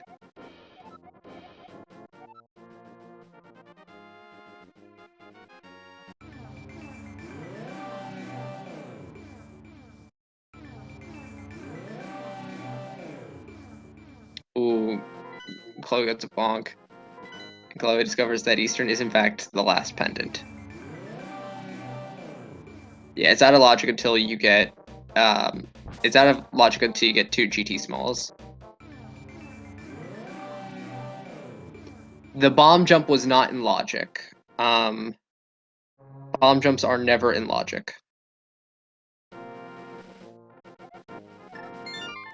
Right. So conversely, technically Chloe's sword is out of logic as well, because just to get that fire rod, or you need the fire rod in order to complete the back of Skullwoods in logic.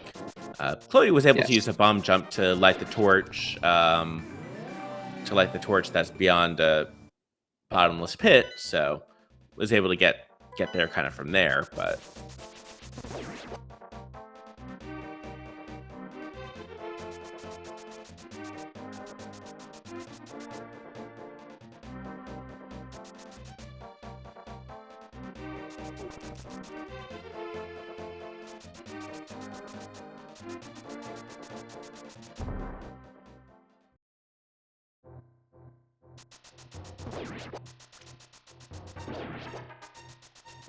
I have no idea what Chloe Power Sprite is.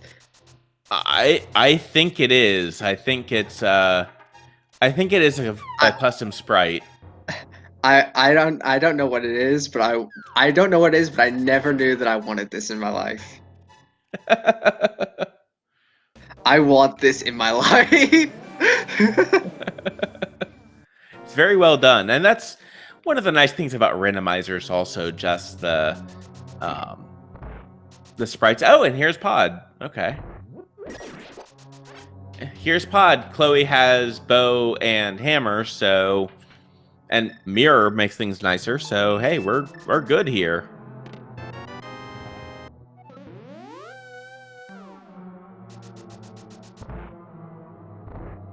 All right. Well, Kix does catch up on crystals with crystal number 2. Chloe. Gonna go ahead. Oh my god, yeah, that is Tails' last name. Oh my god, that makes so much more sense now.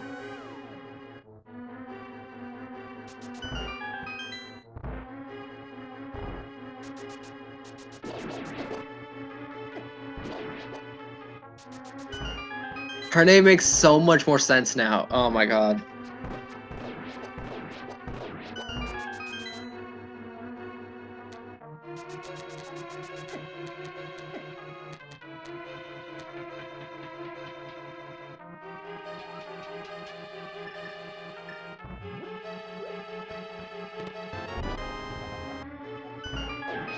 Big key to thieves. All right.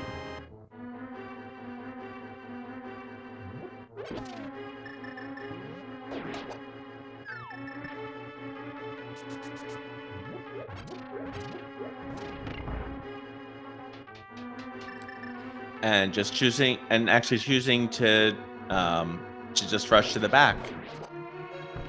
So Thieves Town was at the Mire entrance.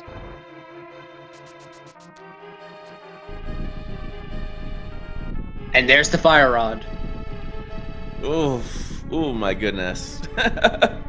Well, that gets an advantage to wall kicks, especially that's not a fun the Mimic Cave entrance being the Mire Shed. That's not a great location.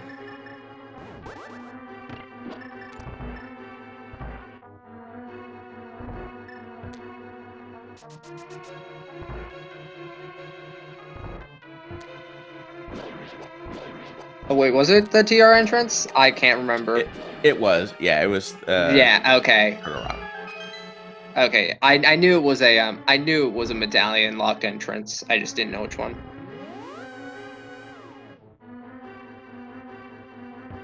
Oh yeah, that's right. We don't have Bumpus. So what am I talking about?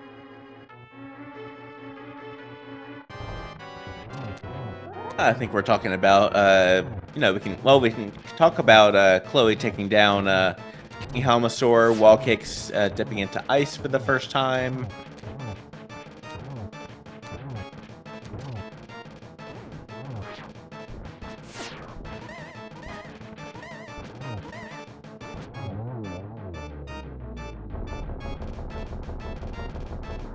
Big key to Desert Palace in Ice Palace.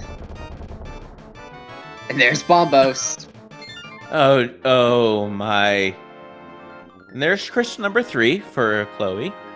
That's I don't know, that's a dangerous Bombos medallion to me because that could that does help you for Ice Palace access. But do you also want to go towards the Mire area?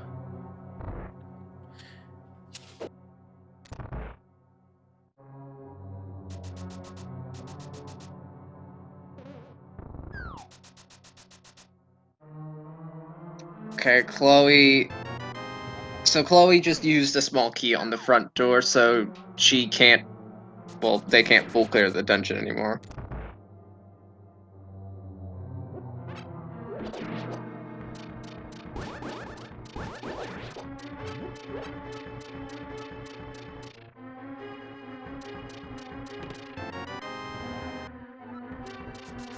Yeah, so they're gonna have to come back with 5 small keys.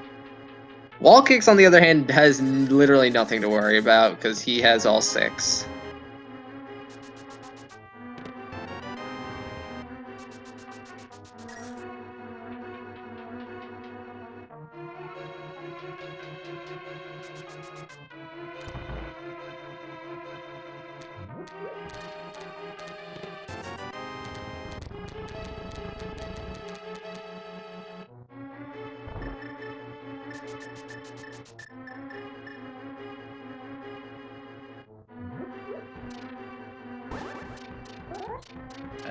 Also, yeah.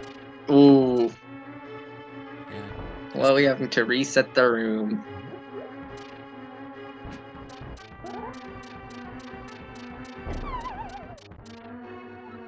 There's the flute and Ice Palace.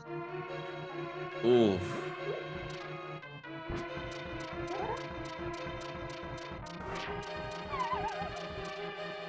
And this has been a hard hammer yum to try to get off. Yeah, Chloe is not. Oh, wow, they got it. There we go. I usually pause buffer, but I guess Chloe decided to do it bufferless.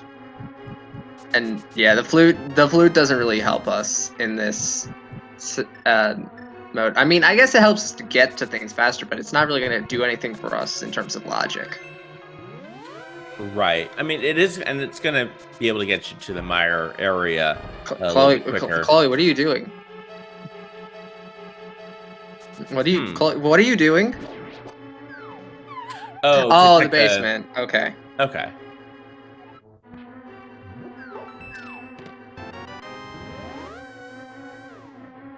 And don't blink, you'll miss it.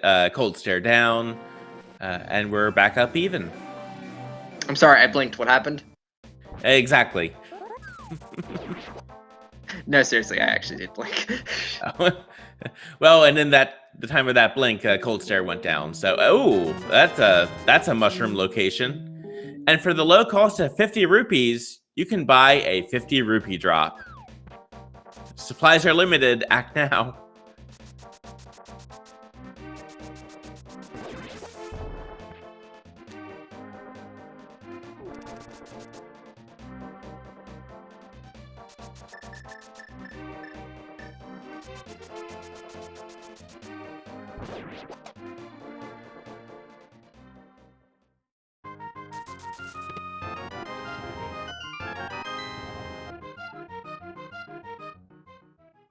Chloe finding the last Skullwood small key.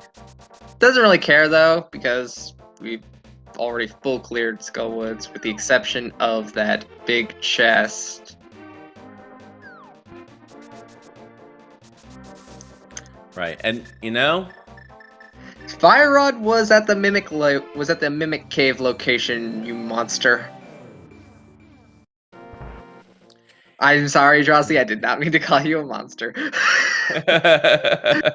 We all love our setup helpers. And you know, we still have, I think, let's see, yeah, I think the last major item that we're missing now is the ice rod.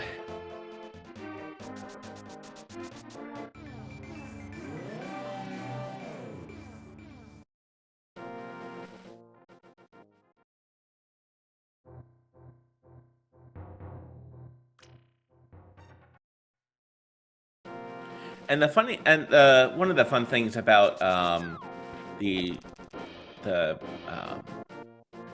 Shopsanity mode is rupees. You can buy rupees, and generally it's cheaper to purchase rupees than their value. So like you get a 50 rupee drop for like 25. The maximum price is 50 though, so you won't. So it's not exactly. The shopkeepers are more generous than Zora, at least. Someone was pointing out that we didn't see something in chat. What did we not see?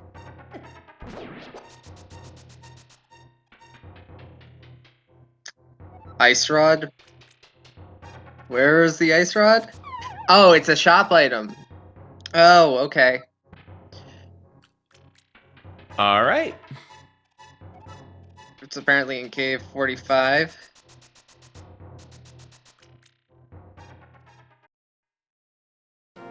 It's at the mirror locked entrance for race game. Okay. Okay, I think that's what. Okay, yeah, I was looking over at the Shopsanity notes right there. Then.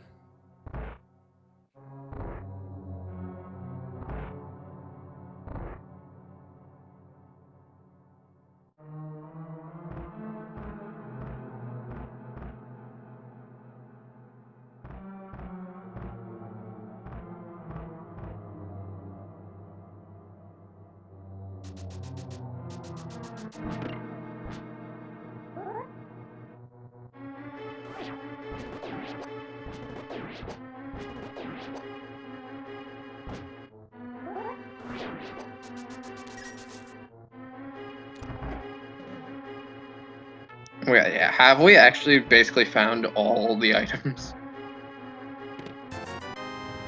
I think at this point,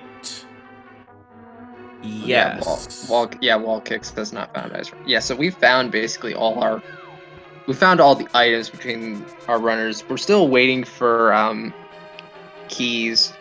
So Wall Kicks needs a Thieves Town big key. So yeah, Wall Kicks is going to be in go mode very shortly. Right. I mean, I suppose we are the bloomerang from go mode.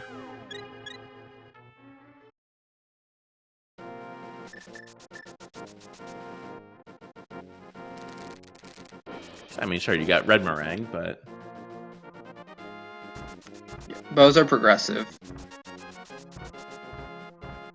Although if you're going to be playing in the upcoming SG Live tournament, there's not going to be progressive bows. Right, so you'll But still I'll find go over that later.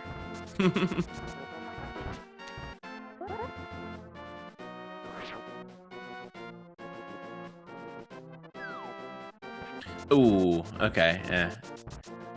With the yeah, with everything kind of on that screen, Chloe got knocked over to the other entrance, trying to avoid, but there's Chloe's going to be doing Ice Palace with Bombos, so a little bit different than Wall Kicks' Fire Rod run.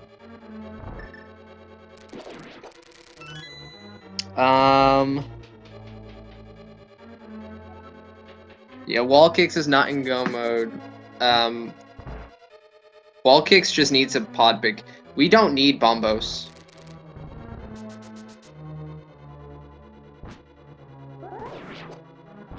But I mean, like, once Wall Kicks finds pod, or once Wall Kicks, you know, clears pod, he'll be in go mode.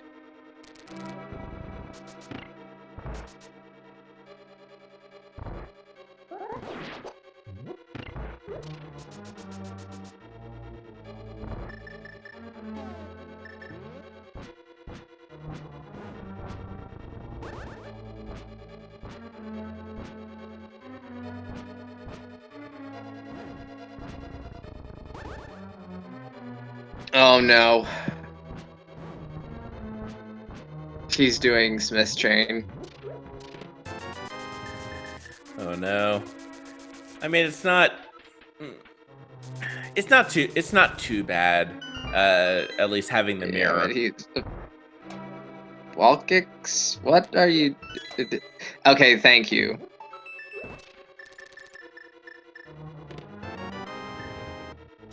Oh no.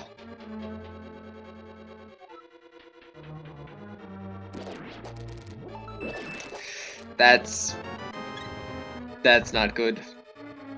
Please do not go back into Tower Para for that one check.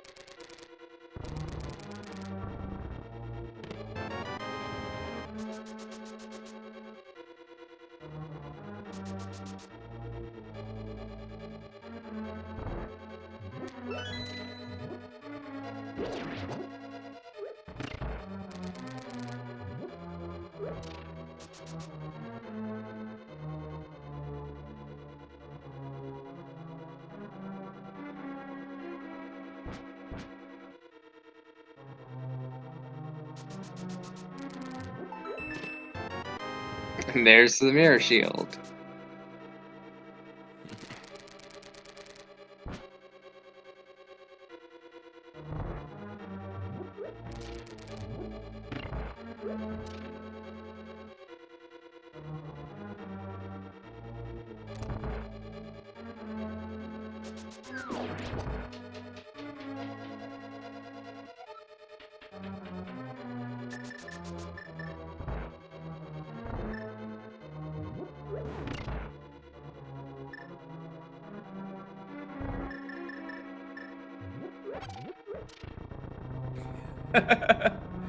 And Wall Cakes does purchase the 50 rupees for 50 rupees.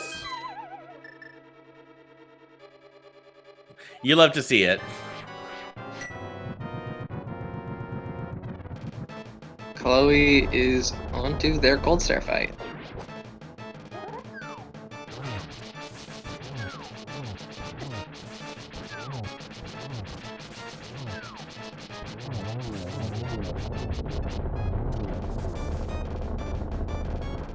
And again, don't blink, you'll miss it. That time I did not blink.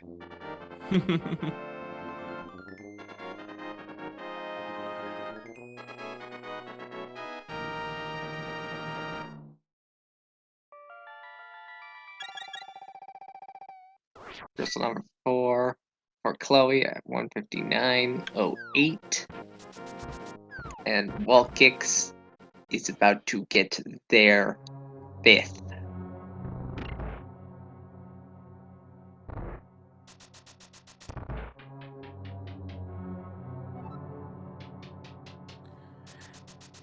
And while Chloe's had a crystal advantage for a decent amount, Wall Cakes was definitely getting the more items, so was able to keep it close and then be able to kind of pull ahead right here. Helps being in almost go mode.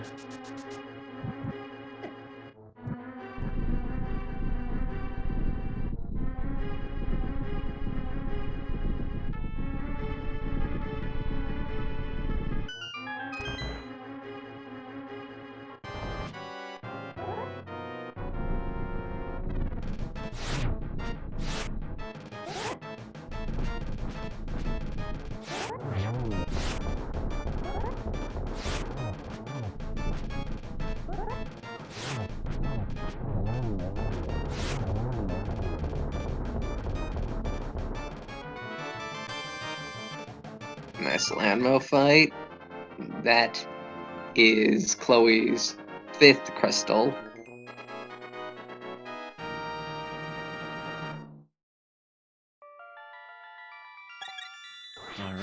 Kicks finishing up Turtle Rock right there. I think he's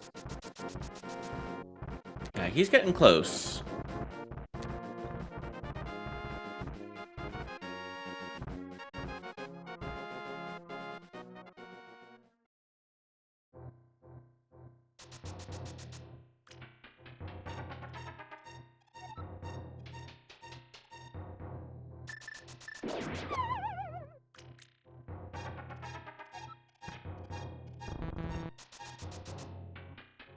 That was probably one of the quicker nopes out of Turtle Rock right there by Wall Kicks.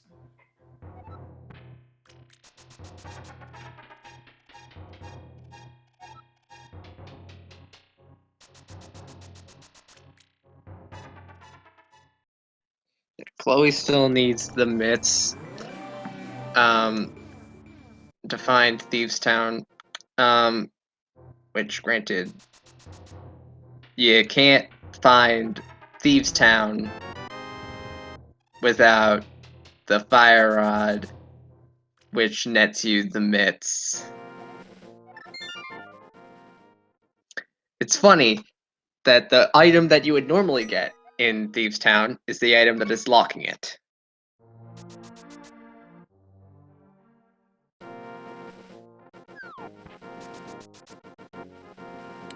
Well, the good news is Chloe picking up that fire rod will be able to open up. We'll be able to get the Titan's mitts in logic. Wall Kicks opting to avoid Skullwoods. First let's check on the pedestal. But you're just for fun. But you're basically in go mode. Oh yeah, it's a tightly folded map. Of something, I don't know what it was. I don't know what it was. I've never seen that text. Yeah, so we won't know which map that is. So there's Chloe's ice rod right there. Okay, so Chloe's in item go mode. Well, okay, no, never mind. Mitts, forgot. Yeah. I just checked the trackers to see if it's not grayed out. If it's not grayed out, I usually assume that they have whatever the max is. And Jinxie Girl and Artaro are doing a great job keeping us honest at tracking. But yeah, Chloe needs to get back to Ganon's tower to finish off the right side of GT basement, unfortunately. Yeah, they left this earlier and then just never came back.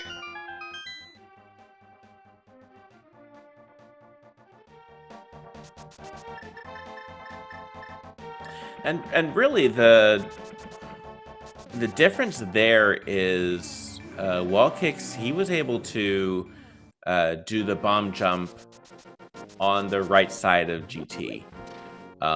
Right, I mean, that's not the main difference between the two, but that's definitely a huge time advantage for Wall Kicks right now.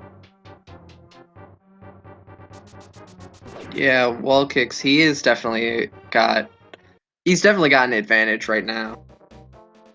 Like, all he's looking for is just, like, he doesn't know it because we're two commentators sitting and we are saying things that these runners should be doing, but Wall Kicks, like, to him, he doesn't know, like, what we know. So all he needs to do from our standpoint is just find pod. That's it. Just find pod, and you're in go mode. And he finds pod. Oh, like that?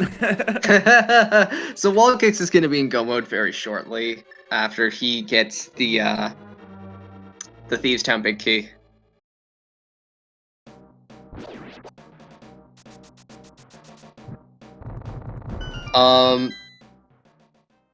So to answer a question in chat, they are not, so auto trackers do exist, but not for entrance tracking. They do use map trackers though. But auto tracking is supported for things like items and big keys, but not for things like small keys and dungeon prizes and what is at a map location.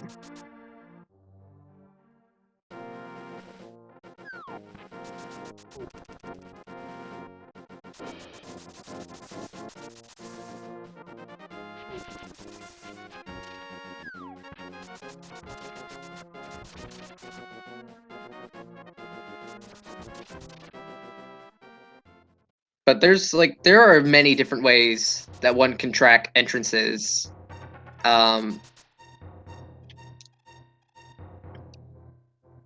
people use map tracker applications like Emo Tracker, or Dunkus Tracker, or Cross Product. Some people might use spreadsheets. Other people might use handwritten notes. Which, let's be honest, handwritten notes are probably the best tracker. When everything you need is on a sticky note.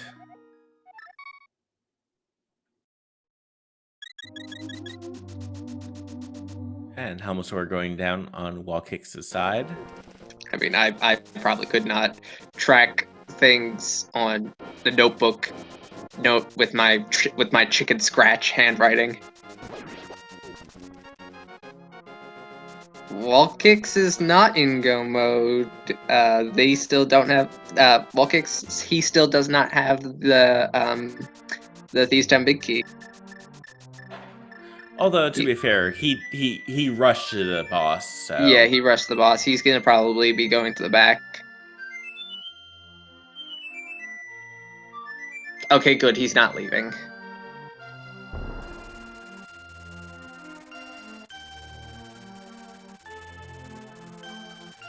And over on Chloe's side, that duck is amok, the goose is loose. And we have fast travel and, I guess, another way to the mire area. Yeah.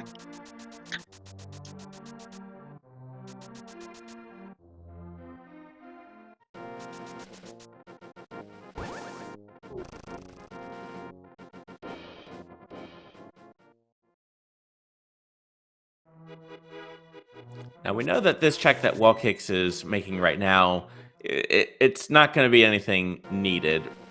Well, it's definitely not needed. Right.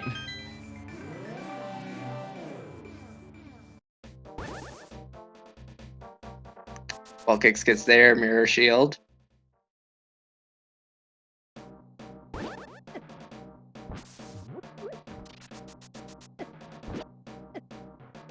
Where was the Thieves' Town Big Key in Pod specifically? I don't remember what entrance. I think it's actually the next chest, if I remember correctly. Or I'm starting are you to remember where Thieves' Town was? No, I'm asking where the key was. Okay, I think it's this check right here. Yep, there it is. He's in go mode. Yeah, he sees that Thieves' Town, and he's like, nope, I'm out of here. No, we're good at the 2 hour, 9 minute, and about 28 second mark. Wallkicks is in go mode.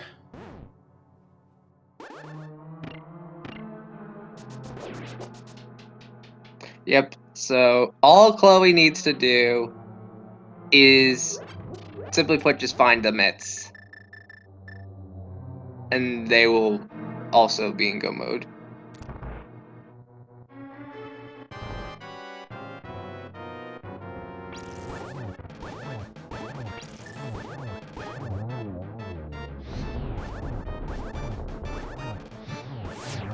What took go mode so long? This is a Shopsanity Crosskeys seed, so that is why go mode took forever. Not only are all the keys shuffled around like in a Crosskeys, and also entrances shuffled around, but also shopkeepers and the, 32 items that shopkeepers have? Yep, they are 32 also, items. Yep, they're also shuffled into the item pool.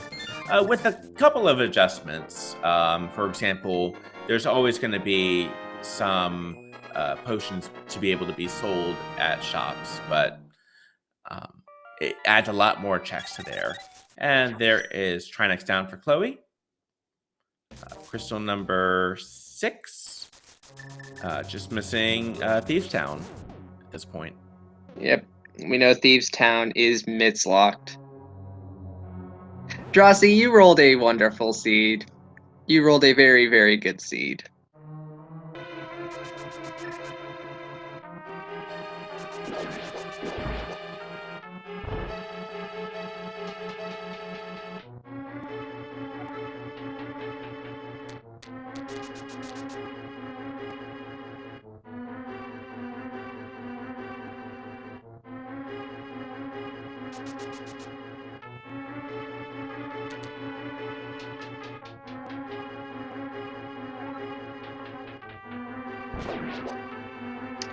Mitts were on the right side of Ganon's tower.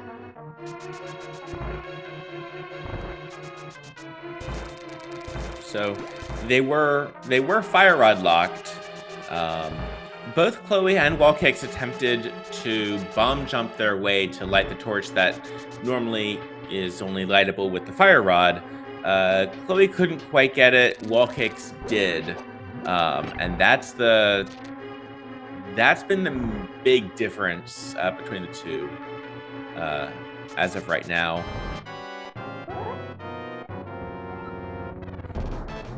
And Blind, again, giving us a good joke. A very good joke. Excellent joke. He only gives the finest of dad jokes. Finest humor and puns. And that's Crystal number 7 for wall kicks.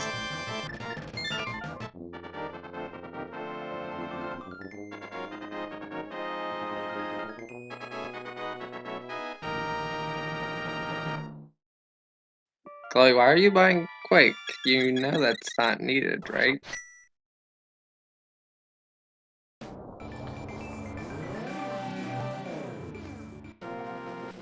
Okay, yep, so Wall Kicks is just going to bear, save, and quit. And we've got a Ganon fight in our hands.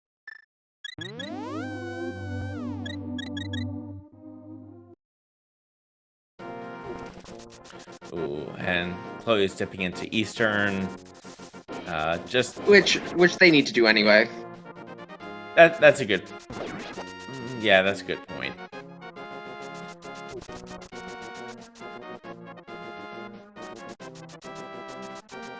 Well, hold on for Eastern. Oh yeah, right. Eastern is a pendant.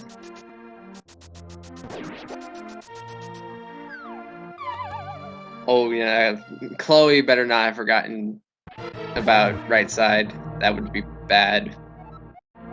They don't need to go into EPI. I misspoke. Yep. But we'll be able to check the big chest here because I think was this a no? Oh, it's to the boss. Oh no. Yeah. Wall Kicks is on phase 2 of the Ganon fight. He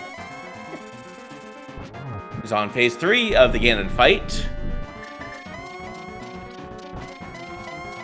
With Silvers, with Tempered Sword, pretty quick work. Yeah, this should not be that much of a problem. Yeah, the biggest question is how much will Ganon teleport? The answer is a lot.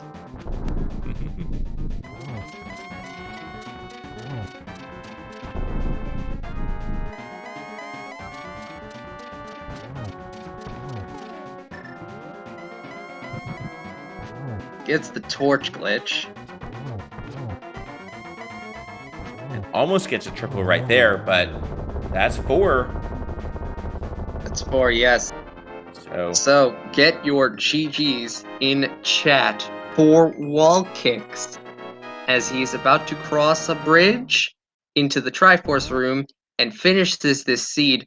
First place on Restream and 3rd place overall with a time of 2 hours, 15 minutes, and 30 seconds.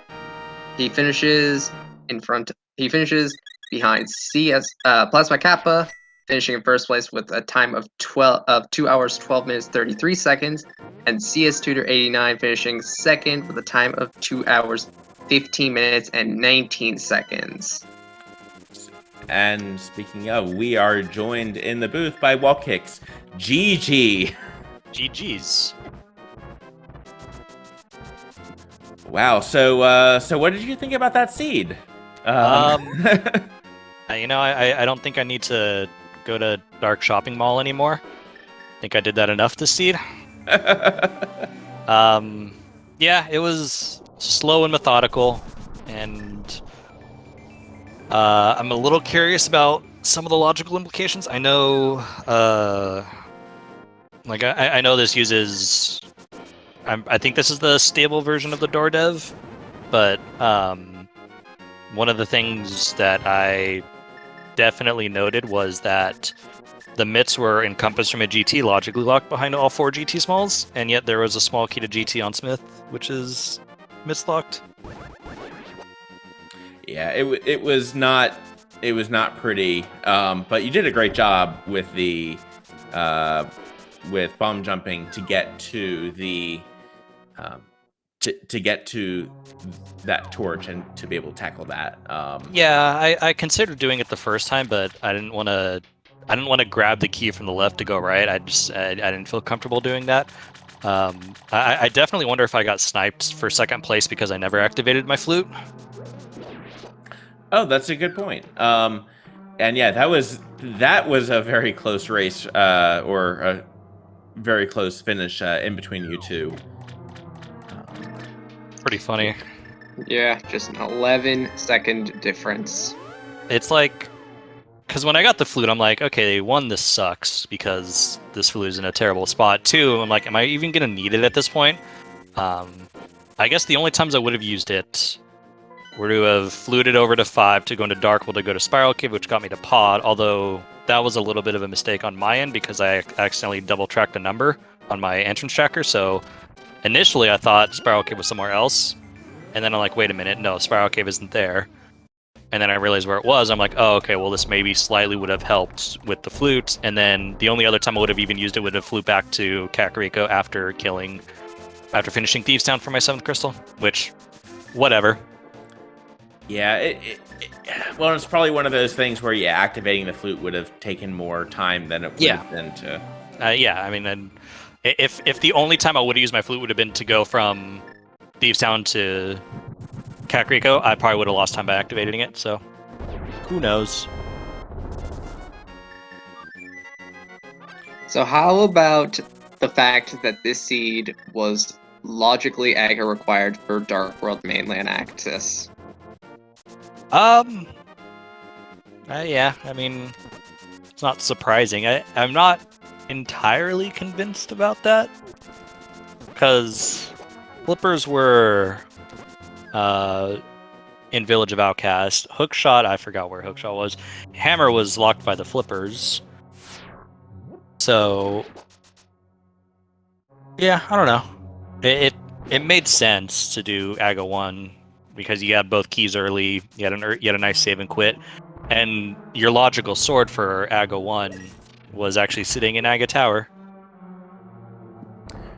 Actually, CS Tutor being in chat, actually never found that flute in the Ice Palace big chest.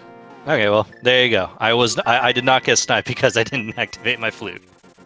Easy game. But yeah, I mean, getting my first glove in Skullwoods when I did sucked, because it just meant I had 4 or 5 isolated glove entrances, and they were in the worst spots possible, being the bottom right of the map, the bottom right of the Dark World of the map, the top left of the map, and bottom left of the map. So I wasn't interested in chasing them all the way, and then of course the mirror was just in Swamp Palace. Yep. Because of course it is. Mm-hmm. All right, Yep. and it looks like the mushroom turn-in was just a heart container. Yeah. Meanwhile, our other restream runner, Chloe Power, is literally just running around in circles. That's unfortunate. They have not gone back to. They were in the same predicament you were, and tried to bomb jump the GT Compass Room, but they unfortunately did not succeed, and so they left. Oh no! Oh no! Let's have this happen. A song of nature, of dreamers, of Long annoying text. But yeah. Okay, there we go. Okay, Chloe's back in GT. Okay, this is this is the right call. That's Okay,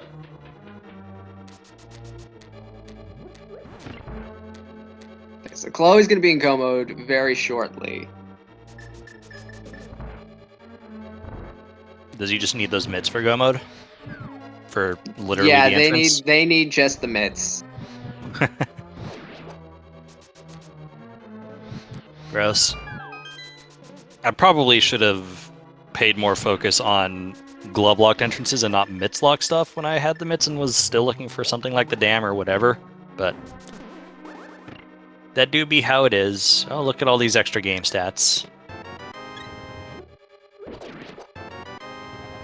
I used 2,500 magic. I have no idea how that's calculated, but you know what? 2,500 or 2,059 magic, excuse me. yeah, that's a decent amount of magic right there. I suppose. Yep. I'm gonna agree with you. And Chloe picking up those Titans mitts is now in go mode. So now just looking for the entrance of Thieves Town, which is it is mitts locked. It's just unfortunately it's the other mitts check. Oh, is this damage taken and magic's used thing? Is this new? It's part of the door dev stuff. Some Oh, extra things. okay. That was another, like, I guess another thing I could discuss is when I walked into Meyer and Eastern and saw the little P on the top left corner and was annoyed because that told me that those were pendants. And I'm like, yes, we did go over why that. do these? I was like, why do these things not like me? But GG's. I think I'm gonna head out and get dinner. Okay. All right, thank you for being restreamed. We really appreciate it. And again, GG. GG's. All right. So Chloe, we just know where Chloe needs to go. Chloe just needs to go to Turtle Rock, the entrance.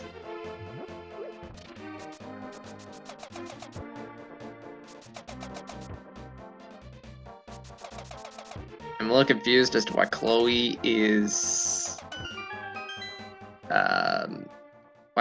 doing this and not also picking up the Smith. If Chloe's just leaving.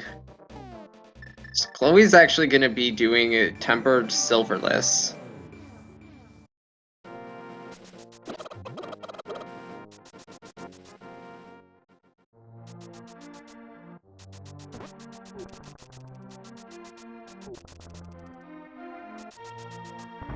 We have two more finishers. We have P-Train finishing in 4th place with a time of 2 hours, 20 minutes, 18 seconds. And we have Kiryu finishing in 5th with a time of 2:24:25.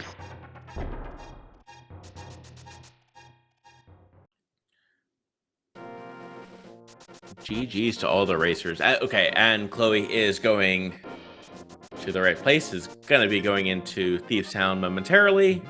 Yep. And just to add on to that, we have Koi finishing in 6th with a time of 2:25:33.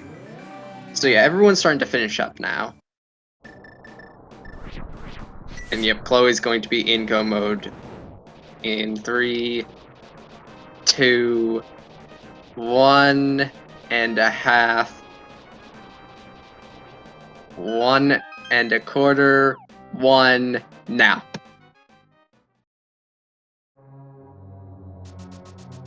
It's like when you're when when you're counting down, like, okay, 3, 2, 1, 1.5, even though that's higher.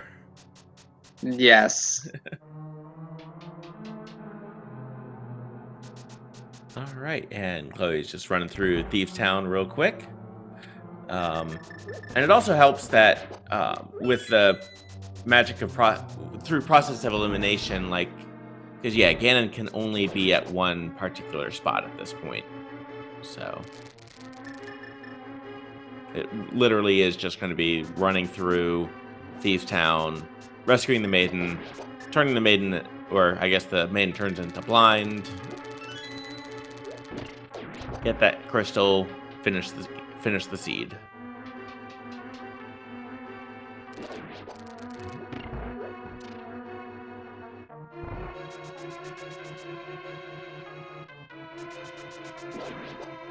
Yeah, I started my countdown earlier than expected. The medallion, the TR opening animation takes surprisingly quite a long time.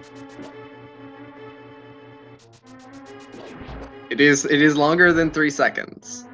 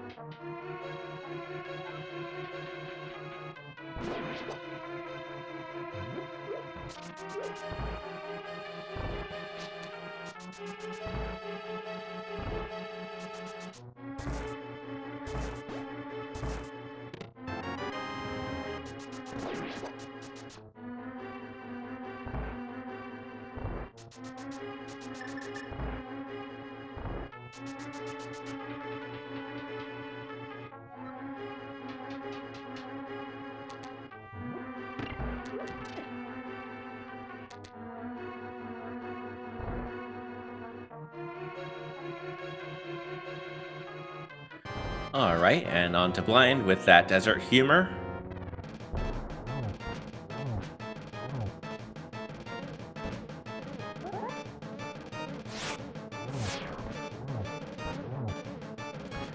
Doing the scripted blind fight actually pretty well so far. One down and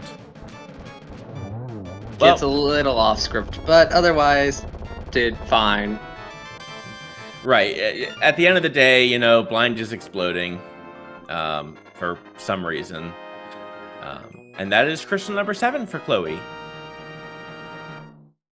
Yep, so Chloe just needs to go over to the Kakariko well, drop down, and face off against the pig. And here's where, you know, we're going to have having the flute will definitely help here.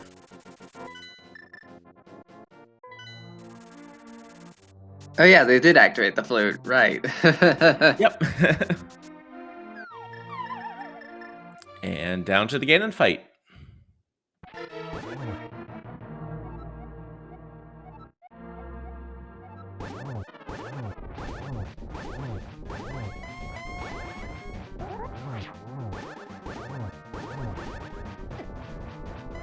Alright, doesn't quite get the one. Doesn't quite get it in one cycle there. 12 slashes right here.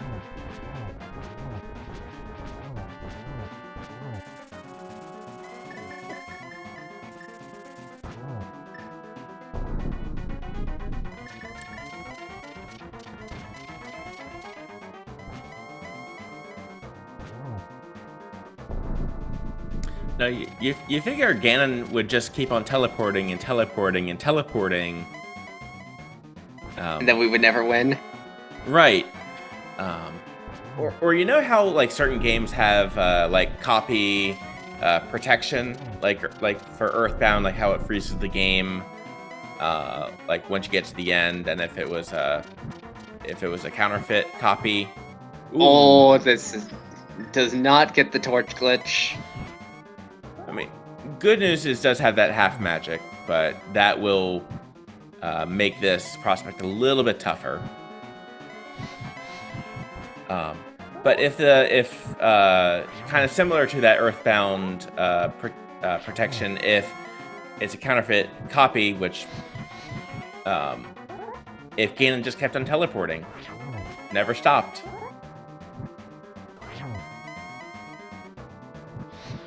Chloe can go for doubles here.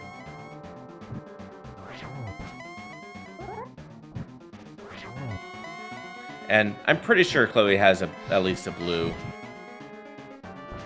I think they bought a bunch of greens. Oh, okay.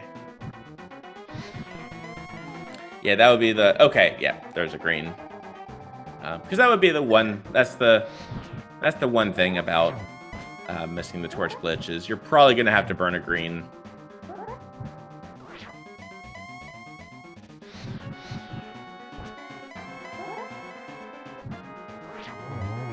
But down goes Ganon.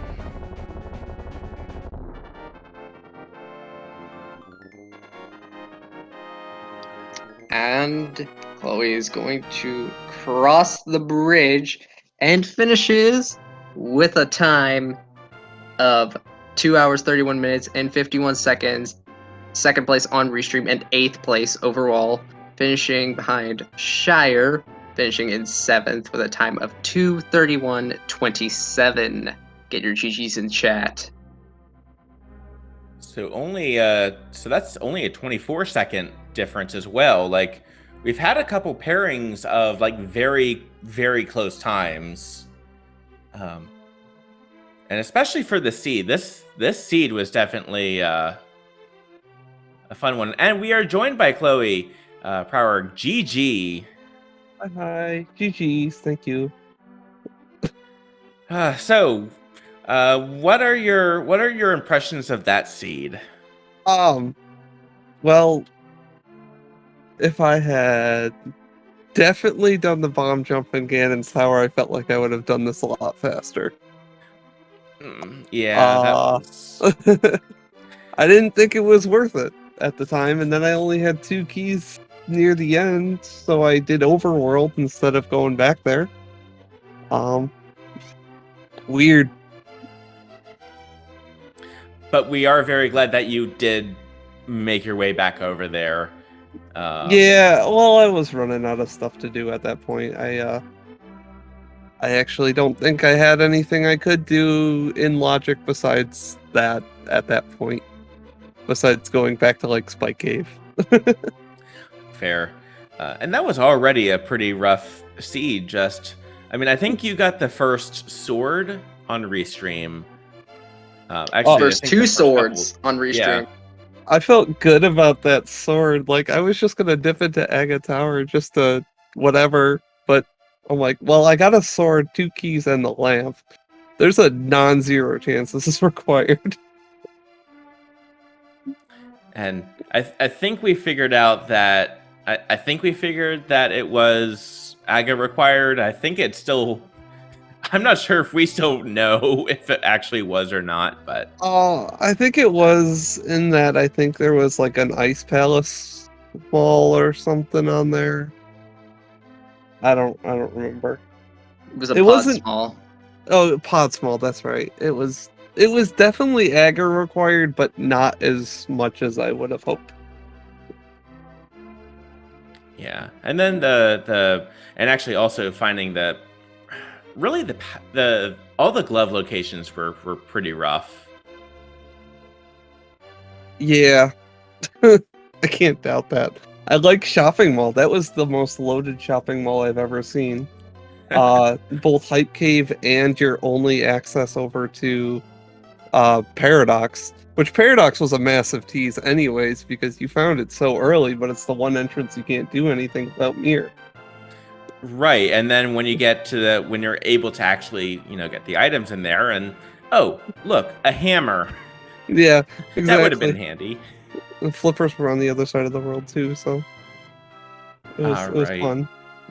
So, what are your general thoughts on Shopsanity? Oh man, I mean, I play multi-world and usually have Shopsanity on, and it's kind of better when I'm doing solo seeds like this than it is in multi-worlds. I actually like Shopsanity and entrance a lot better than I do in like an open, because in open and stuff it's just, you visit those locations normally, but in entrance it ends up being more of a, you have another, 11 3-item caves that you can get now, but also you get like little hearts and so many shields in the pool.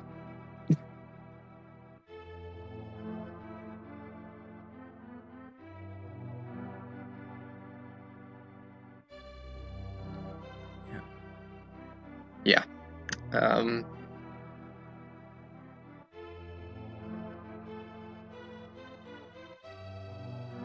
yeah. So, well, thank you very much for agreeing to be on Restream. Yeah, thanks a bunch for having me. I appreciate it. Absolutely. And if you're not already, please give our racers a follow. It's already hard enough doing these races, and it really does help. It really does help their channels, giving them a follow. So please do that. Yes. Do give our two runners, Chloe Prower and Wall Kicks, a follow. They put on an amazing show, an amazing seed. Be sure to follow all of the Speed Gaming channels, including Speed Gaming and Speed Gaming 2 through 6. You can also follow our foreign language channels, Speed Gaming, Espanol, Portuguese, Francés, and Deutsch, and the second channels for those as well. You can follow our Twitter. Our Twitter handle is Speed Gaming Show. Our past VODs can be viewed at youtube.com/c/Speed Gaming channel. You can join our Discord at discord.gg/speedgaming. That's going to do it for us tonight on Speed Gaming 3. But tomorrow, if I look at the schedule, the daily is going to be the SGL 2021 flags. And that is going to be Wednesday, August 11th at 11 p.m. Eastern Daylight Time. Channel has not yet been determined, but it should be determined later on, probably tomorrow. Looking at what's going on in the schedule right now, looks like we have the Ori 1 Randomizer Tournament going on Speed Gaming Main, as well as a Super Metroid Bingo going on Speed Gaming 2, if you're interested in that. That being said, for our trackers, Arterral and Jinxie Girl, and my co-commentator, Sorcerer Finch, I've been Jaxie, and thank you all for watching this edition of the A Link to the Past Randomizer Daily Race presented by Speed Gaming. This was Shopsanity Crosskeys. I hope you all enjoyed. Good night, everyone.